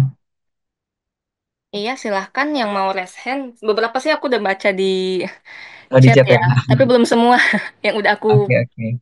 reaction yang udah aku baca. Hmm, Oke, silakan Andi. Baru habis itu kita baca yang ini ya, yang di chat. Hmm. Andi Oke, dari kemarin makasih aktif Kak. nih. Ya, Ini suaraku masuk silakan. gak ya Kak? Sorry. Masuk, masuk, masuk kok, jelas. Oke, sebelumnya terima kasih atas kesempatannya Kak. Saya Andik dari Undip. Hmm. Saya mau jawab untuk pertanyaan yang kata barang diterima, yang kata tugasnya itu ya macam-macam lah itu intinya. Nah, kalau Mm-mm. dari analisis saya, sepemahaman saya, ini tuh bener yang kata udah dibilang sama Mbak Roro, kalau nggak salah Ya. tadi di awal, itu masuk ke resiko fraud. Kalau saya belajar, itu ada yang namanya fraud sim tipe asset misappropriation. Nah, itu kalau nggak salah ingat. Dan untuk uh, prosedurnya yang bisa dilakuin, itu tadi udah lengkap juga disampaikan sama Mbak Roro, banyak banget. Saya mau nambahin aja, mungkin karena ini kan dia tipenya pembelian ya. Nah, Betul. itu bisa melakukan konfirmasi ke vendornya seperti itu. Dan untuk buktinya apa? Ya itu bukti konfirmasinya. Dan untuk saran mungkin untuk kenal kontrolnya itu bisa ditetapin namanya segregation of duties yang Ya. dimana itu ada pemisahan antara siapa yang record, siapa yang autorisasi, siapa yang nerima barangnya dan sebagainya. Kurang lebihnya dari saya gitu. Terima kasih. Oke, thank you Andi. Berarti menurut Andi adalah terkait berarti resiko kecurangan lah ya yang bisa terjadi ya. Karena adanya karena ketidakadaan segregation of duties gitu ya. Tidak ada pemisahan tugas. Oke. Dan rekomendasi dari Andi salah satunya adalah kirim konfirmasi ke supplier ya. Konfirmasinya ini maksudnya coba Andi jelaskan yang konfirmasinya ini lewat surat atau konfirmasi apa nih? Kan konfirmasi nggak selalu lewat surat sih, bisa cara lain gitu. Ke Kalau customer, yang sorry ke saya supplier. maksud konfirmasi di sini adalah konfirmasi pembelian, Kak. Mm-mm, Iya betul. Apakah benar ini ada terjadi pembelian tersebut atau enggak? Karena kan sebagai pihak ketiga, ya mm-mm. pastinya lebih bisa diandalkan kita Yes. langsung bertanya ke vendor tersebut gitu daripada kita langsung mempercayai bukti yang ada, apalagi di sini case-nya adalah dia tidak ada pemisahan tugas seperti itu. Mm-mm. Oke, thank you Andi. Berarti rekomendasinya adalah prosedurnya konfirmasi ya. Konfirmasinya bisa, yang tadi kamu bilang adalah bertanya ke si supplier ya. Nah, bertanya ini kan bisa jadi ya tertulis, misalnya si auditornya kirim surat atau ya secara gampangnya telepon, telepon atau ya kamu kalau rajin datengin gitu. Kalau bisa datengin gitu. Datengin ke vendornya. Sekalian make sure ada nggak sih supplier ini gitu. Jangan-jangan nggak ada suppliernya. Banyak soalnya yang kayak gitu. Jadi pas auditor datang, loh, karena saya pernah tuh mau konfirmasi supplier, kita tuh nyasar jadinya, gara-gara nggak tahu itu di mana alamatnya gitu. Jadi kita nggak ketemu lah intinya si si vendor kayak gitu. Ya benar sih. Jadi konfirmasi ya salah satunya yang bisa dilakukan. Thank you Andi, udah oke ya jawabannya. Oke, kita kasih kesempatan dulu yang mau ngomong langsung nih, mau speak langsung. Baru nanti kita coba lihat jawaban yang di chat. Ada lagi yang mau coba jawab, mau melengkapi, menambahkan dari Andi, karena sebenarnya itu banyak yang teman-teman bisa lakukan gitu. Itu kan ada terkait pembelian, ada terkait stok opnam, ada terkait penerimaan barang. Nah, berarti sambil menunggu, kalau mau speak langsung jawab, langsung ini ya, langsung on mic aja ya. Sambil aku lihat jawaban dari teman-teman. Thank you banget yang udah coba jawab. Ini dari Roro ya. Resikonya terjadi fraud, seperti memalsukan PO atau membuat transaksi fiktif. Benar, tadi yang sama juga kayak Andi ya, fraud. Jadi PO-nya fiktif, tapi pembayaran beneran dan uangnya masuk ke orang yang bertanggung jawab. Maksudnya orang itu ya, maksudnya yang bertanggung jawab di purchasing sama penerimaan itu ya maksudnya. Nah, Oke, itu benar. Terus prosedur memeriksa dokumen pendukung seperti PO, invoice, dan bukti penerimaan barang dan bukti pembayaran kalau ada. Kalau nggak ada, ya kita konfirmasi gitu ya. Itu memeriksa dokumen, oke benar. Rekomendasi harus ada pemisahan tugas. Jadi proses pembelian, penerimaan, dan pembayaran dilakukan oleh orang yang berbeda, betul. Jadi sebenarnya kenapa sih harus pemisahan tugas? Ya itu kan perusahaan kecil, masih orangnya itu-itu aja. Jadi masih belum butuh lah banyak orang gitu biasanya. Kalau perusahaan kecil akan membela diri seperti itu. Nah, tapi kan ya itu ada risiko lah ketika misalnya saya nih purchasing, saya input nih, saya bikin PO, saya mau beli barang apa, saya beli meja lah, meja kantor. Nah, nanti ini berarti sambil bahas aja ya. Nah, terus nanti em, saya yang bikin PO-nya, saya juga yang terima nanti. Masih syukur kalau ditemani oleh yang lain, misalnya orang finance atau apa. Kalau saya sendiri, itu maksudnya beresiko gitu loh. Itu beneran nggak sih ada transaksi itu gitu. Kalau nggak, apalagi kalau nggak ada otorisasinya gitu, nggak ada approvalnya, wah lebih parah lagi. Saya bisa bikin pembelian sendiri, saya bisa seolah-olah menerima barangnya, apalagi kan tadi dokumen penerimaan barang belum tentu ada ya, belum tentu diarsip. Dia bisa aja berkila, oh saya nggak arsip gitu kan. Padahal mungkin memang nggak ada. Sama bayar dia lagi gitu. Waduh, kalau udah kayak gitu kelar. Maksudnya jadinya dia punya akses untuk mengeluarkan uang gitu. Padahal ya ini yang tadi kata si Roro sama Andi. Ya, bisa jadi itu transaksi fiktif, itu nggak ada transaksinya gitu, tapi dilakukan. Makanya harus ada pemisahan tugas dan harus ada approval tuh. Kalau bikin PO yang approve misalnya atasannya, atau kalau apa kalau perusahaan kecil kan mungkin langsung ownernya kayak gitu. Oke, dari Roro oke. Jadi nanti aku sekalian menjelaskan jawaban teman-teman ya. Resiko dari Sakiul, resiko pembelian fiktif, oke. Pembayaran fiktif, oke. Barang yang tidak tercatat, betul. Itu kalau yang tadi ya terkait stok opnam juga. Terdapat utang yang tidak disajikan pada Labkeu, bisa jadi. Karena kan dokumen penerimaan juga nggak ada, si finance belum tentu bisa catat account payable ya. Terus pencurian dan hilangnya barang, betul. Kalau nggak ada opnam kan kita nggak tahu tuh barang di gudang bener apa nggak ada atau enggak. Resiko salah saji yang lebih besar, ya, secara keseluruhan ya. Prosedur dan bukti audit mengirimkan konfirmasi kepada pihak ketiga terkait pembelian dan utang, betul. Yang tadi ya, sejalan sama jawabannya Andi. Melakukan stok opnam, bukti hasil opnam ya. Bukti auditnya BASP ya, berita acara stok opnam, oke. Melakukan vouching, tracing, dan inspeksi dokumen. Iya, jadi dokumen yang ada kalian cek. Oke, benar, Saikul, Sakiul, sorry. Oke, thank you Sakiul, thank you Loro sama Andi. Lalu kita ke Irsyad. Pada case ini, resiko yang mungkin terjadi adalah kecurangan atau penyalahgunaan dan ketidakakuratan dokumen, sehingga meningkatkan resiko kehilangan data keuangan. Betul. Karena kan yang pasti catatannya jadi nggak akurat, dokumennya juga nggak di-maintain, bisa jadi kehilangan data. Prosedur audit yang dapat dilakukan adalah melakukan vouching dokumen dan catatan, pemeriksaan fisik aset, dan inquiry, wawancara dengan personel terkait. Iya, betul. Karena kan balik lagi, nggak ada kebijakan, nggak ada SOP, mau nggak mau kita belajar cara kita tahu proses bisnisnya berjalan seperti apa, proses pembelian seperti apa, proses kontrol di gudang seperti apa, itu ya kita tanya jawab ya sama si perusahaannya, sama auditinya. Terus, prosedur aktivitas juga ditinjau untuk menginterpretasikan hasil. Oke, bukti audit yang dapat dikumpulkan adalah dokumen pembayaran, kontrak. Nah, kalau kontraknya ada, kalau enggak, nah itu pokoknya kita periksa dokumen yang bisa kita dapat gitu. Catatan opnam, dokumen sistem prosedur, hasil wawancara dengan perusahaan. Oke, thank you Irsyad.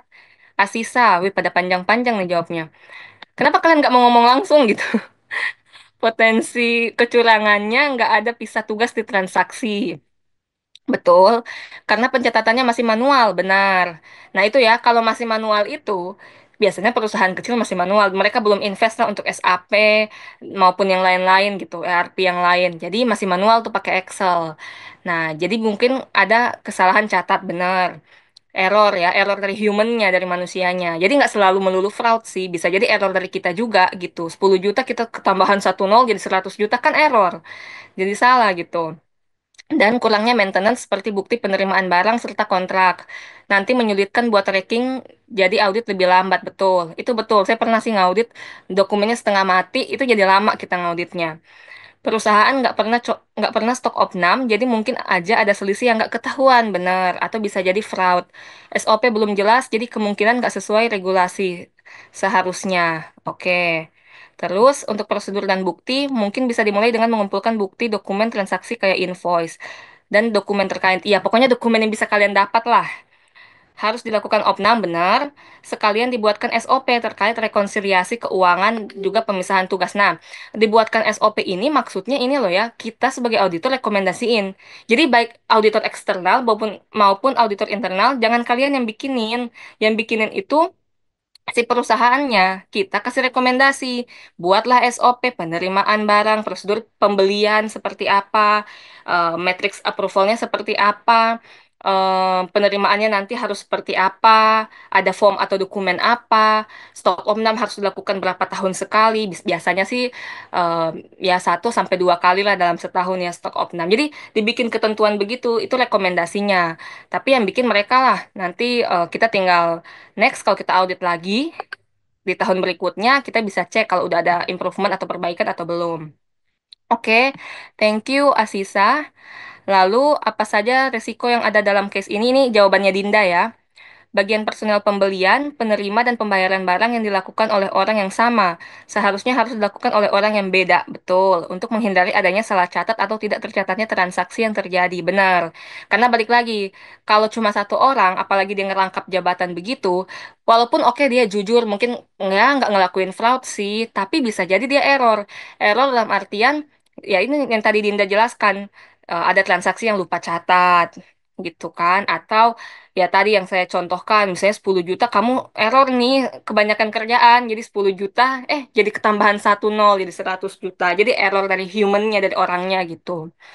Oke, terus menghindari adanya salah catat. Oke, tidak ada bukti penerimaan barang. Seharusnya perusahaan harus memiliki bukti penerimaan barang dengan tujuan agar barang yang diterima oleh perusahaan tersebut jelas dan juga barang tersebut apakah benar telah diterima atau belum benar. Jadi minimal ada surat jalan atau bukti penerimaan barang membuktikan bahwa barang tersebut udah kamu terima gitu. Dan yang bertanggung jawab siapa? Nanti kan itu akan dijadikan dasar untuk perusahaannya itu akan bayar ke suppliernya seperti itu. Tidak dilakukan stok opnam sejak tahun berdiri. Hal ini seharusnya perusahaan harus lakukan stok opnam terhadap persediaan dengan tujuan untuk mengetahui apakah barang yang dimiliki ketersediaannya masih ada, rusak, atau bahkan hilang. Benar ya? Jadi harus lakukan opnam.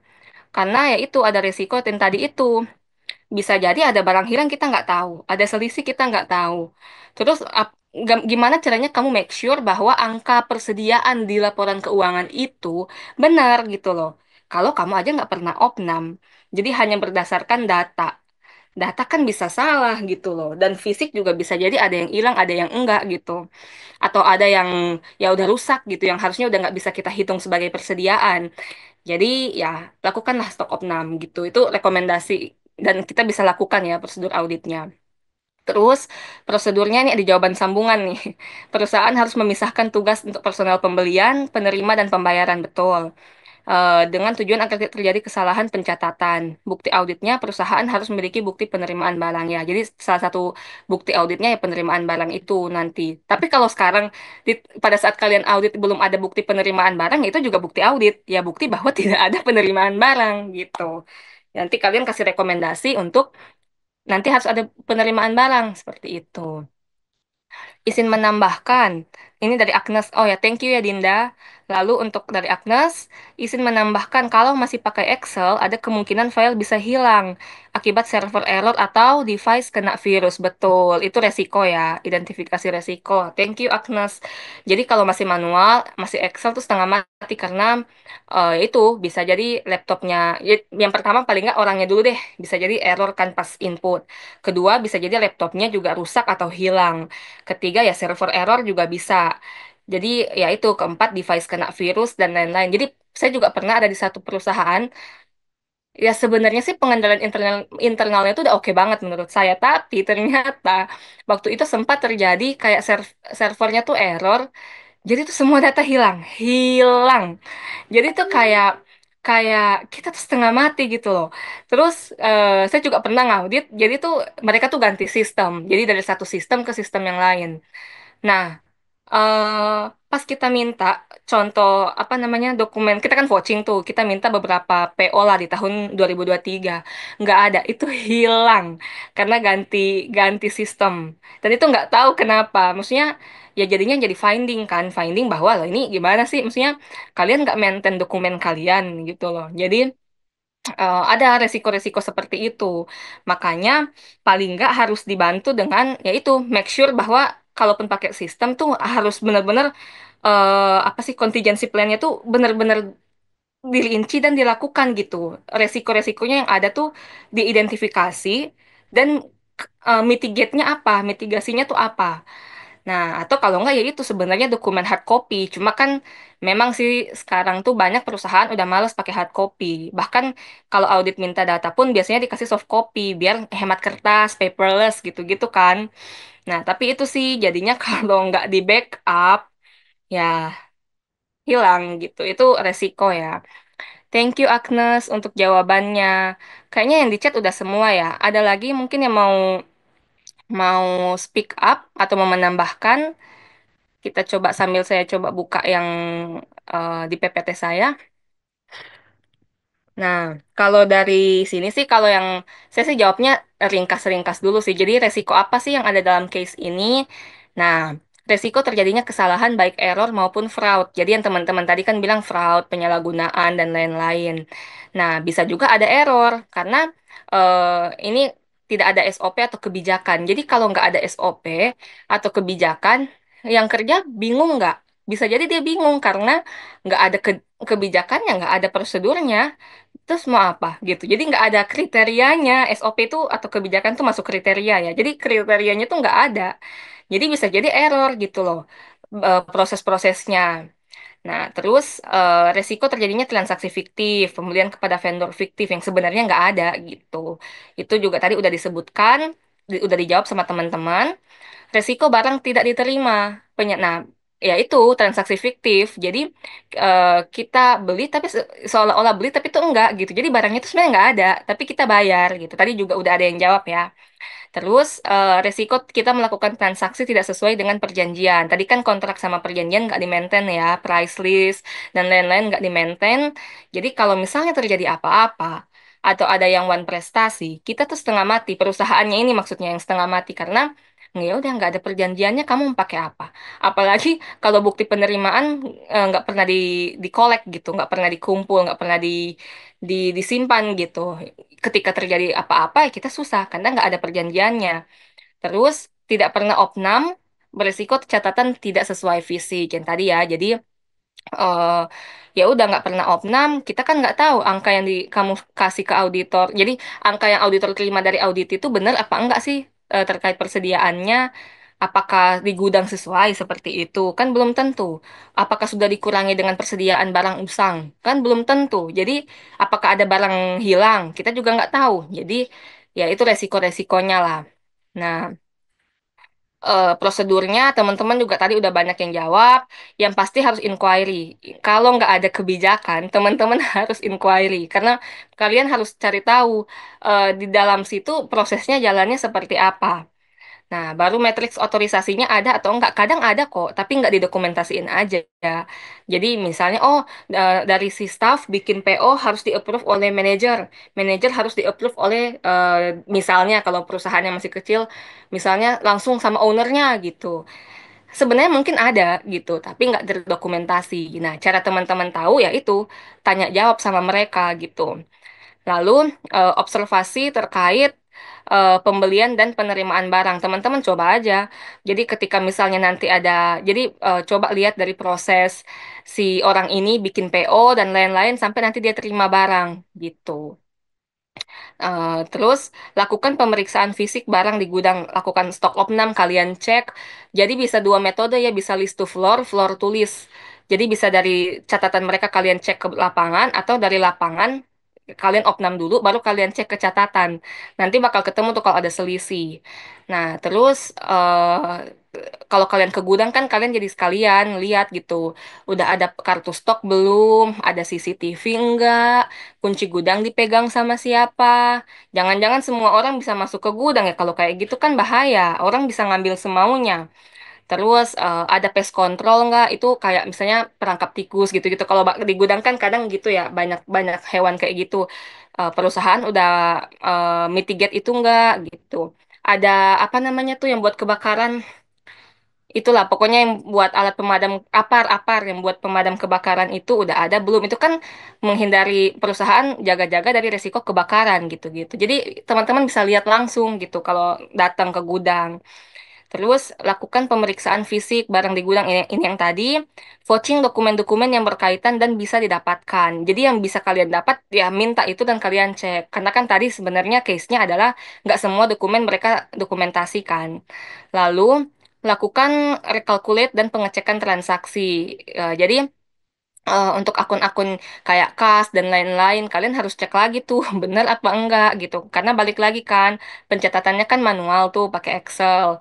Ya bisa jadi ada error, error artian si orangnya salah input gitu. Jadi ya kalian recalculate lagi gitu. Nanti kalian bikin working paper, ya udah tinggal nanti di remarks gitu. Oh, perhitungan by audit oleh audit segini gitu. Ada selisih atau enggak gitu-gitu sih. Jadi banyak yang bisa dilakukan untuk case yang tadi ini. Banyak sebenarnya. Tapi ini ya secara ringkas lah gitu, seperti itu. Untuk kalian dapat bukti auditnya. Ya bukti auditnya hasil inquiry, berita acara stok opnam, dokumen-dokumen PO, contoh-contoh PO dan lain-lain. Terus working paper kalian gitu. Jadi dari data yang mereka kasih kalian hitung ulang, itu juga jadi bukti audit kayak gitu sih. Sama yang tadi teman-teman udah jawab ya. Mungkin itu sih dari saya untuk yang praktis gitu. Jadi harapannya walaupun ini case-nya singkat gitu, gampang kan jatuhnya, tapi ya kenyataannya begitu gitu. Jadi ketika udah turun ke lapangan harus aware gitu. Oh ini resikonya apa? Oh dia nggak ada ini resikonya ini. Berarti aku harus apa? Oke aku harus lakukan prosedur audit ini. Buktinya apa? Even pun kalian berita acara stok opnam udah ada, apakah itu cukup? Bisa jadi kalian harus menambahkan dokumen yang lain, mungkin contoh-contoh penerimaan dan misalnya contoh form penerimaan dan pengeluaran barang di gudang misalnya. Jadi jalan terus gitu loh. Berita acaranya juga udah ditandatangan kepala gudang atau belum gitu dan lain-lain. Pokoknya kalian bisa cek lah kayak kayak gitu. Nanti ketika lagi audit seperti itu. Itu sih, jadi dari materi-materi yang kemarin, ya penerapannya nanti ketika pas auditnya itu, gitu. Prosedur apa, bukti audit yang kayak gimana, materialitasnya, dan lain-lain. Oke, udah dari saya itu dulu. eh Axel, Oke, thank you Kak Maria udah nge-review dan juga nge-wrap up dari jawaban-jawaban teman-teman dan makasih juga buat Racer semua yang udah mencoba menjawab. Tadi aku amazed sih Kak sama teman-teman tuh belum jam mm-mm, 14.15 bahkan udah pada drop jawabannya gitu ya. Belum jam 14.10 juga udah pada udah drop. ketemu semua nih jawabannya. Oke, karena selanjutnya kita bakalan masuk ke sesi Q&A nih Kak. Jadi untuk Racer semua yang ada pertanyaan boleh di-drop pertanyaannya di Slido. Kemudian dari operator boleh bantu untuk share screen pertanyaan yang masuk. Mm-mm. Mungkin pertanyaan teman-teman yang kemarin belum kejawab, kalau mau tanya lagi, kalau masih ada waktu, kita coba jawab ya. Oke, ini ada pertanyaan, ada 14 pertanyaan Kak yang udah masuk. Yang pertama, pertanyaannya Mm-mm. terkait teknologi informasi atau aplikasi apa yang biasa digunakan auditor untuk mengaudit.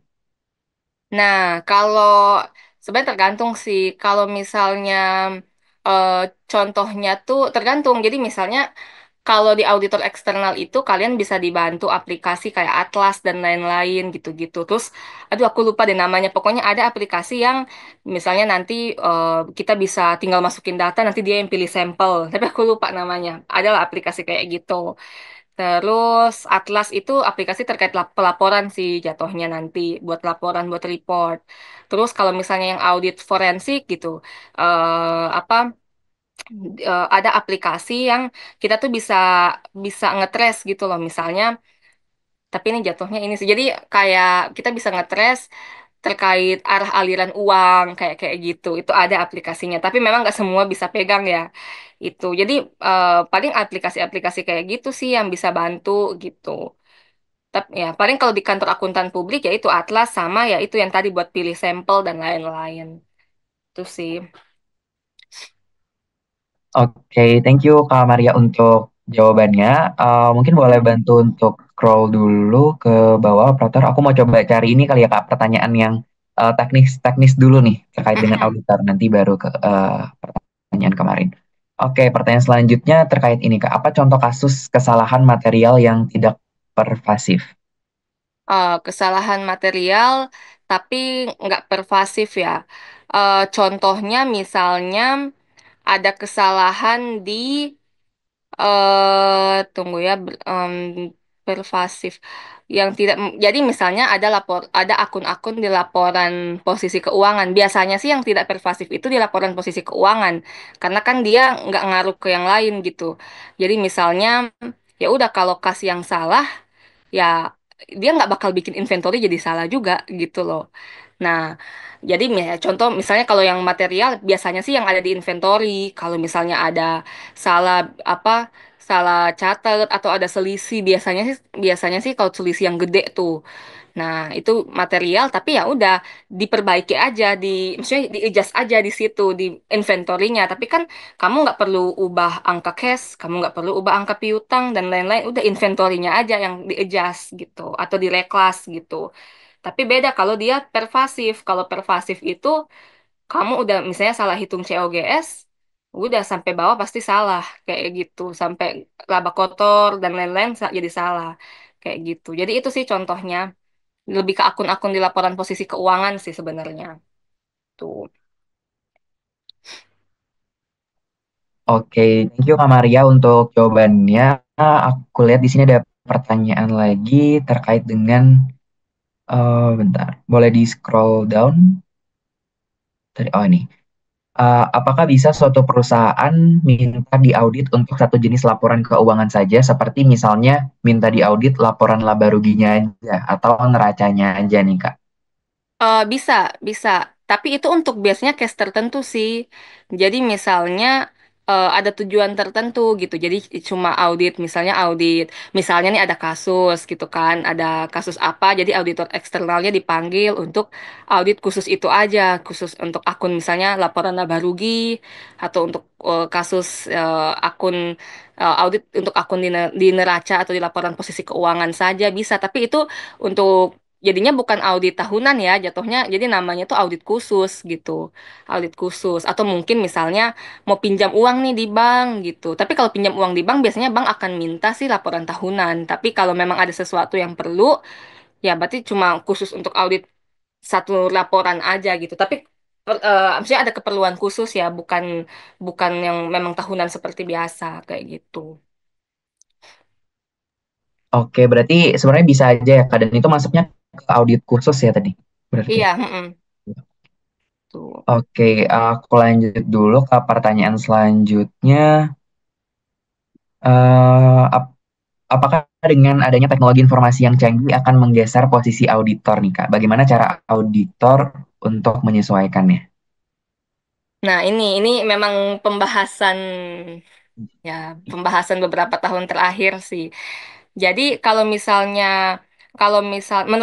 saya ya, kalau menurut saya pribadi, jadi disclaimer nih, aku udah disclaimer ini menurut saya. Jadi, kalau menurutku sih adanya teknologi informasi itu akan membantu auditor, akan mempermudah audit.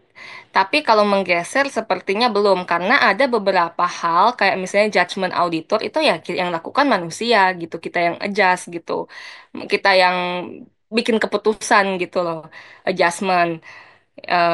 Atau ya ada hal-hal yang memang butuh adjustment auditnya sebagai manusia gitu. Dia yang bakal adjust gitu, bukan kalau kita pakai teknologi informasi kan pakai sistem biasanya udah diatur kan.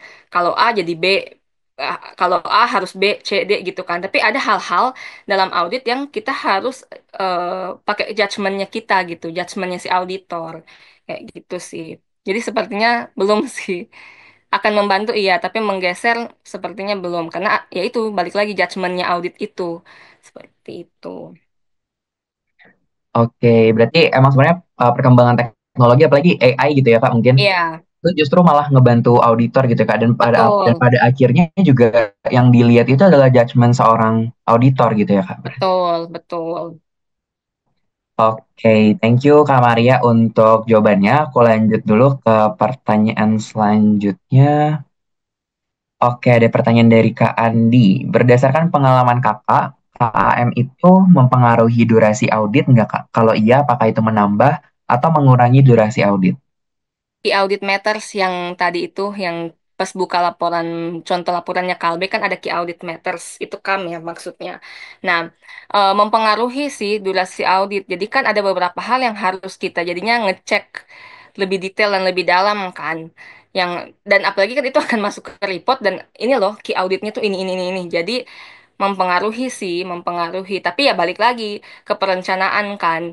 Karena sebisa mungkin tetap dijalankan sesuai planning lah gitu. Cuma yang akan mempengaruhi durasi audit tuh.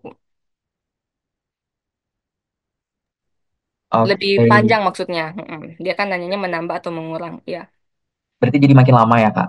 bisa jadi Ah, makin lebih lama. Cuma kan semakin kamu udah ngaudit dia, apalagi kan kadang satu KAP bisa ngaudit satu perusahaan setiap berapa tahun dia terus kan. Harusnya sih lebih bisa lebih biasa, semakin terbiasa gitu untuk ngeceknya. Oke, thank you Kak Maria untuk jawabannya. Aku lanjut ke pertanyaan selanjutnya. Oke, yang ada like dulu ini. Halo Kak, terima kasih untuk insight-nya. Kalau boleh tahu untuk buku yang Kakak gunain tadi untuk penjelasan bagian opini itu nama bukunya apa ya Kak?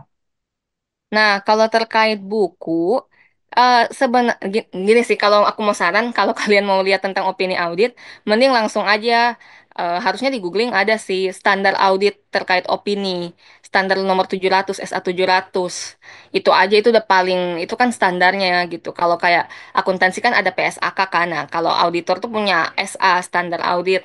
Nah, itu pakai itu aja. Soalnya kalau buku-buku yang lain sih, ya harusnya mengacu ke situ kan. Kalau yang tadi aku pakai itu buku-buku yang aku pakai buku-buku ini sih pas persiapan ujian CPA dulu gitu. Jadi nggak dipublish gitu loh.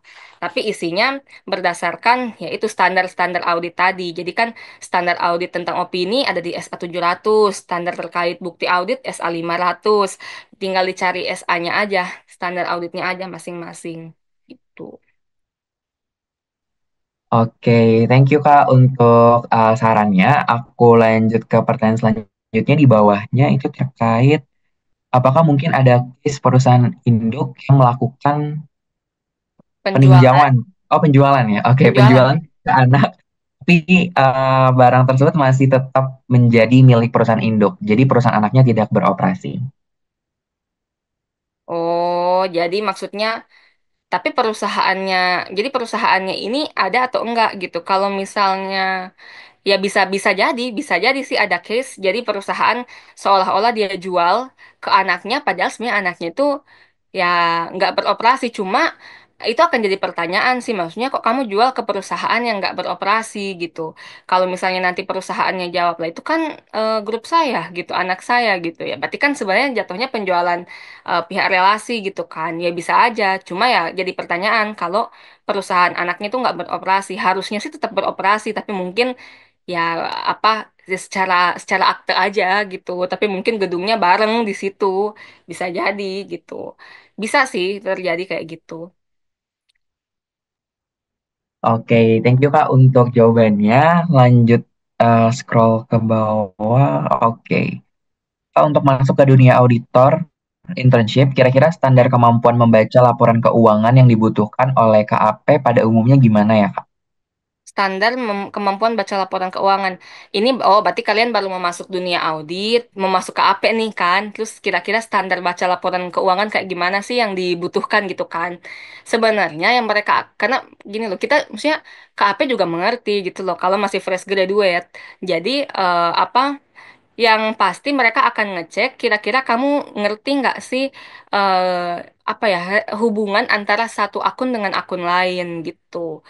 Terus apa ngerti nggak terkait misalnya kalau dulu sih pas saya interview di EY dulu itu mereka tuh tanya kayak misalnya oh kalau kamu jadi dikasih case kayak tadi tuh oh kalau misalnya kamu lagi stock of none terus ada barang yang selisih apa sih yang kamu lakukan gitu. Nah kayak kayak gitu. Jadi lebih ke ini sih lebih ke yang penting kamu ngerti akun-akunnya itu. Jadi paling nggak ngerti lah laporan ke posisi keuangan tuh ada apa aja itu dulu deh. Nah, habis itu laporan laba rugi ada apa aja. Terus hubungan dari laba rugi nanti eh, ap- nanti akan masuk ke ekuitas gimana gitu-gitu loh. Jadi hubungan jadi ada akun apa aja, hubungan antar akun, baru ya detail akunnya itu gitu loh. Misalnya inventory itu nyatet apa sih, pencatatan inventory itu pakai metode apa, yang kita belajar aja, yang kita jawab gitu. Itu sih. Jadi jangan sampai ditanya piutang ada di laporan mana, kamu nggak tahu gitu. Oh piutang di laporan laba rugi ya kelar. Jadi ya paling nggak ngerti lah akun-akunnya itu ada di mana, hubungannya seperti apa, pengkategoriannya seperti apa. Kayak hutang kan ada hutang jangka pendek, jangka panjang. Hutang wesel itu masuk hutang apa, pendek atau panjang. Jadi yang kayak kayak gitulah yang akun-akunnya. Yang penting ngerti itu dulu sih.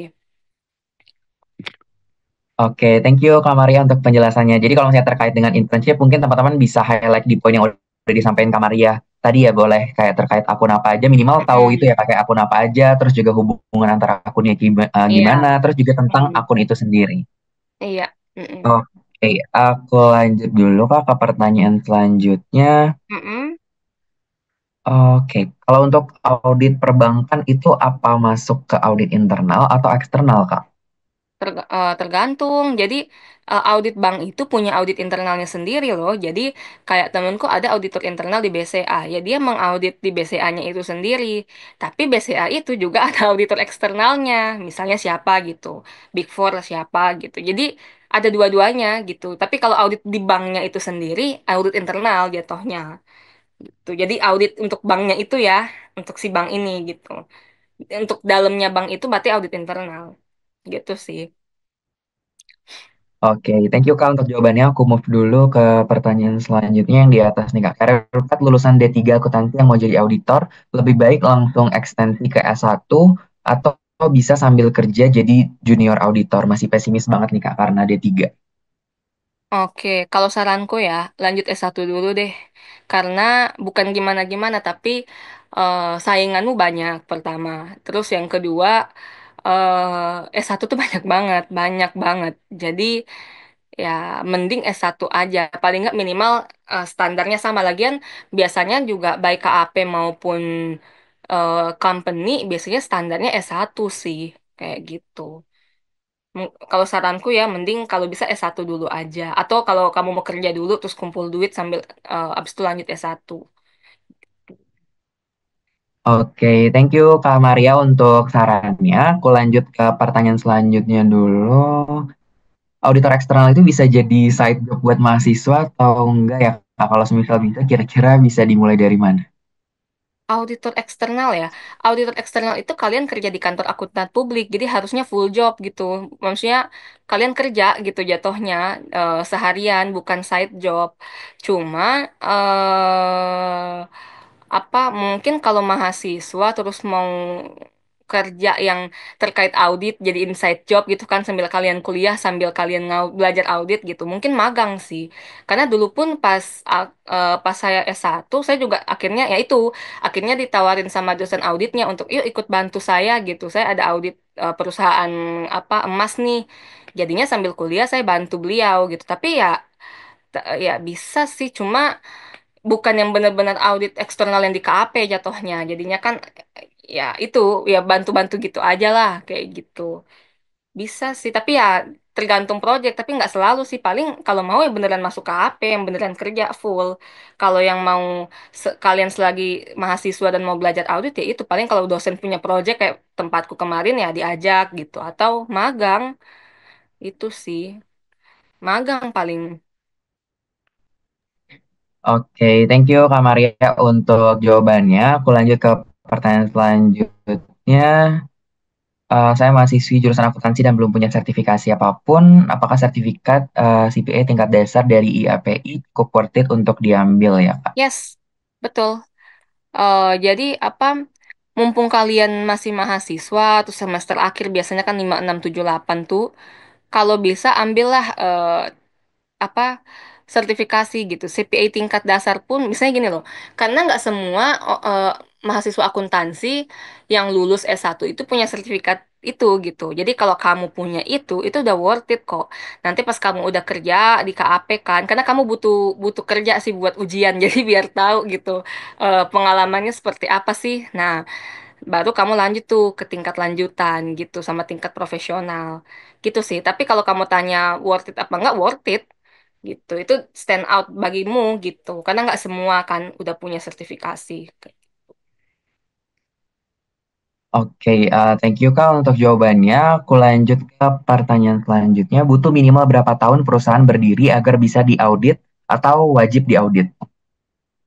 Sebenarnya sih apa kalau bisa ya biasanya kan kalau perusahaan baru berdiri setahun tuh ya dia masih masih masih eh, berjuang dengan dirinya sendiri, jadi masih merapikan berbagai hal gitu kan kalau perusahaan baru berdiri gitu. Tapi kalau wajib diaudit atau enggak, ya kalau bisa setiap tahun udah dari tahun pertama juga udah diaudit. Jadi menjaga jadi dari awal kamu udah merapikan gitu loh, dari awal dari keuangannya dan lain-lain. Jadi semakin berkembang udah rapi gitu. Dari awal sih harusnya as soon as possible sih ya bisa diaudit. Cuma kadang nggak dilaksanakan ya karena itu. Pertama kan masih ya itu perusahaan kecil baru, masih kayak susah lah dengan dirinya sendiri gitu. Yang masih ngurus ini itulah operasional. Kedua, mungkin keterbatasan dana. Tapi kalau misalnya udah bisa setahun juga, tahun pertama juga langsung audit aja tuh. Oke, thank you Kak untuk jawabannya. Aku move dulu ke pertanyaan selanjutnya. Agak OT, kalau berkenan, boleh bagi tips interview usernya nggak Kak? Interview user di mana nih? Ya udah coba aku jawab ya. Boleh dong, masa masa nggak boleh bagi tips? Boleh dong. Yang pertama, gini, kalau kalian mau tunggu. Jadi aku kasih dua kondisi deh. Pertama, ketika kalian mau apply jadi junior auditor di kantor akuntan publik nih, di KAP dulu deh. Nah, kalau di KAP itu sebenarnya sih baik KAP maupun company stepnya sama gitu loh. Kalian tes, terus abis itu interview HR dulu, interview HRD gitu kan, baru interview user. Usernya juga bisa ada yang satu doang, ada yang bisa user satu, user dua gitu. Nah, kalau tips untuk di usernya ya, saranku, kalian mesti mengerti, karena user itu akan tanya teknis, akan tanya terkait kerjaan, karena kan nanti kalian akan kerja bersama dia akan bekerja bersama kalian, jadi dia akan make sure kalian mengerti gitu loh, basics-basicsnya. Jadi misalnya dia akan lebih tanya terkait jurnal, dia akan tanya terkait accounting, terkait audit, jadi dia akan make sure kalian ngerti dulu basicnya, baru nanti kerjaan kan ya kalian sambil belajar ketika ketika kalian udah masuk gitu. Tapi paling enggak pasti pertanyaan yang lebih teknis gitu karena ya itu akan bekerja bersama dia kan, jadi ya lebih ke pertanyaan teknis sih. Kalau fresh graduate mah yang penting ngerti persamaan akuntansi gitu-gitu loh, terus jurnal, jurnal umum, jurnal khusus, adjustment dan lain-lain. Jadi eh, teorinya sih, teorinya lah, teknisnya seperti itu. Kalau interview HR kan dia bakal lebih tanya, oh, lebih ke kepribadian gitu kan. Dia akan menilai kalian bisa nggak sih kerja di sini, bisa berbaur sama tim atau enggak. Tapi kalau user dia lebih ke teknis nih, dia akan nanya teknis. Jadi kalau kalau aku pun interview anak baru, aku akan tanya. Kalau di HR kan ya dia tanyanya lebih lebih lebih ringan lah. Tapi kalau sama user dalam hal ini sama saya misalnya, itu saya akan tanya, kamu pernah audit apa gitu. Terus coba dong prosedur audit, misalnya Departemen HR, kamu ngaudit apa? Atau misalnya nanti prosedur audit inventory apa? Jadi lebih benar-benar ke teknis gitu loh. Nah, jadi ya make sure aja. Jawabannya adalah teori, jadi kalian tahu teorinya gitu. Tapi kalau yang udah punya pengalaman sih lebih enak sih, dia akan jawab sesuai pengalaman gitu. Itu kalau external audit sih. Dulu juga aku pas di EY itu ada dua user. Pertama itu manajernya dulu. Itu juga sama tuh. Beliau nanyanya itu, nah itu yang tadi saya cerita. Beliau nanyanya, eh, kamu kalau tahu nggak prosedur audit buat inventory apa? Jadi saya ingat banget yang ditanya inventory. Terus habis itu ketika kamu dia kasih pengembangan ketika kamu lagi audit inventory, kamu lagi di gudang, terus ada persediaan yang rusak, apa yang akan kamu rekomendasikan? Waktu itu saya jawabnya, oh kalau ada barang yang rusak berarti harus dikurangi nih dari nilai persediaannya. Kita make sure udah dikurangi atau belum. Terus nanti yang rusak itu kan ya harus nggak boleh dong kita catat sebagai persediaan kan dia rusak. Jadi harus dikurangi, harus dikurangi dari nilai persediaan yang yang ada dikurangi sama yang rusak. Jadi gitu-gitu. Jadi bakal nanyanya yang kayak kayak gitu. Terus interview user yang kedua itu atasannya lagi tuh partner, tapi dari orang Filipina. Nah, ini balik lagi nih yang kemarin sempat nanya butuh bahasa Inggris nggak? Butuh.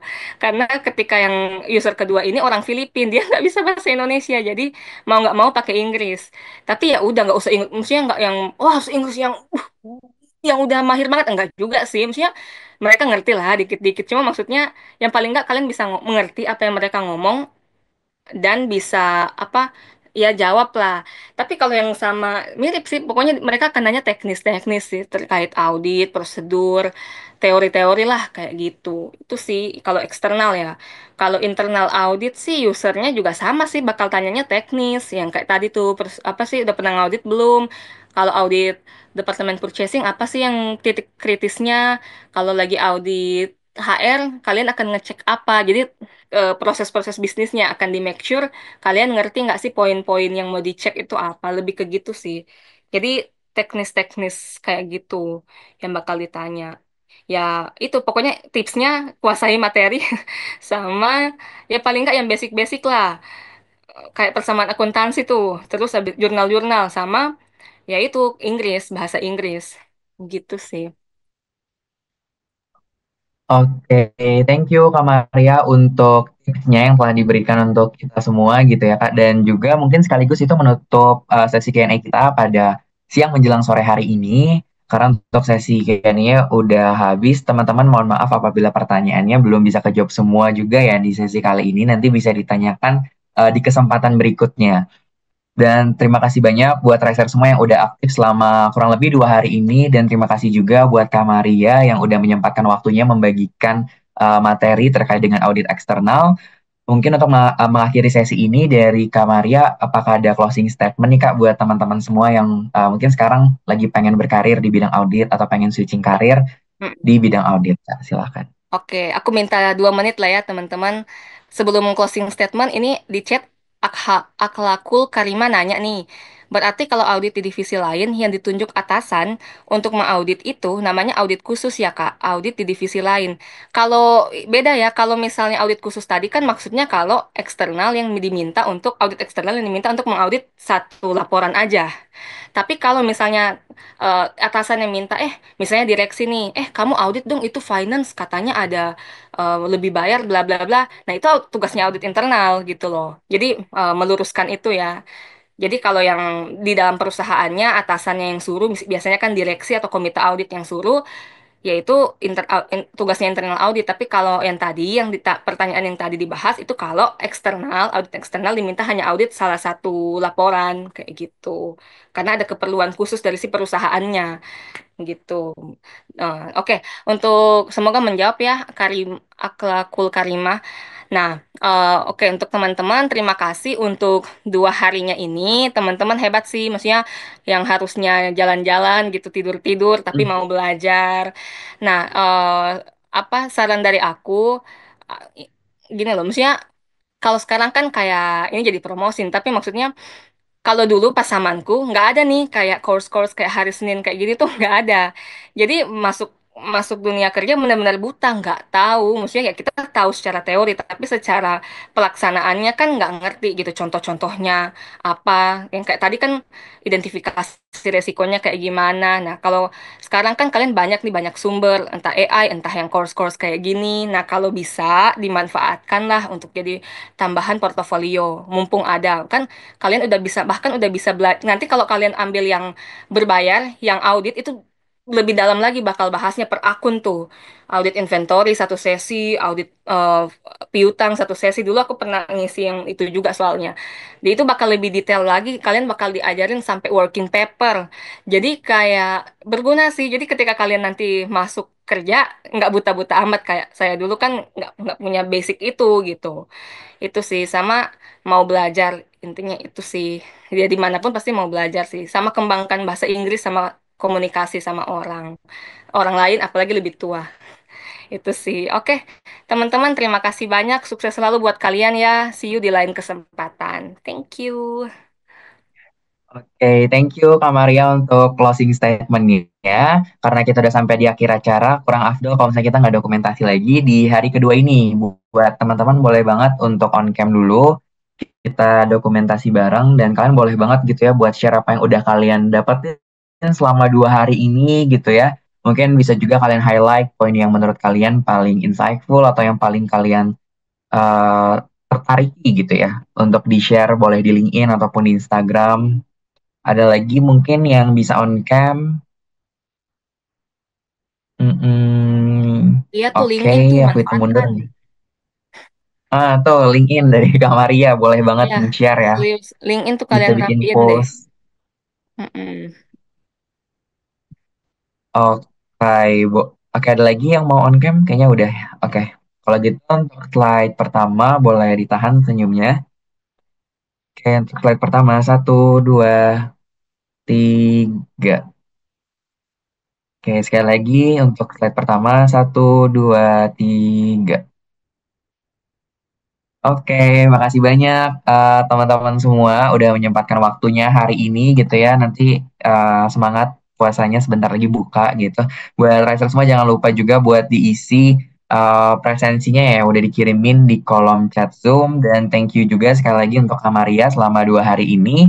Dan terakhir dari aku gitu ya sebelum aku menutup sesi ini, eh jangan lupa buat teman-teman untuk share keseruan kalian gitu ya di Instagram Story, boleh tag IG-nya Hari Senin, @harisenin.official, atau boleh banget kalian rapiin nih LinkedIn kalian tadi yang udah Kak Maria spill gitu ya. Jadi kalian boleh bikin LinkedIn-nya sebagus mungkin kayak apa yang udah kalian dapetin selama 2 hari ini belajar di bootcamp kilatnya Hari Senin di edisi audit eksternal gitu. Terakhir dari aku, mohon maaf jika ada salah kata.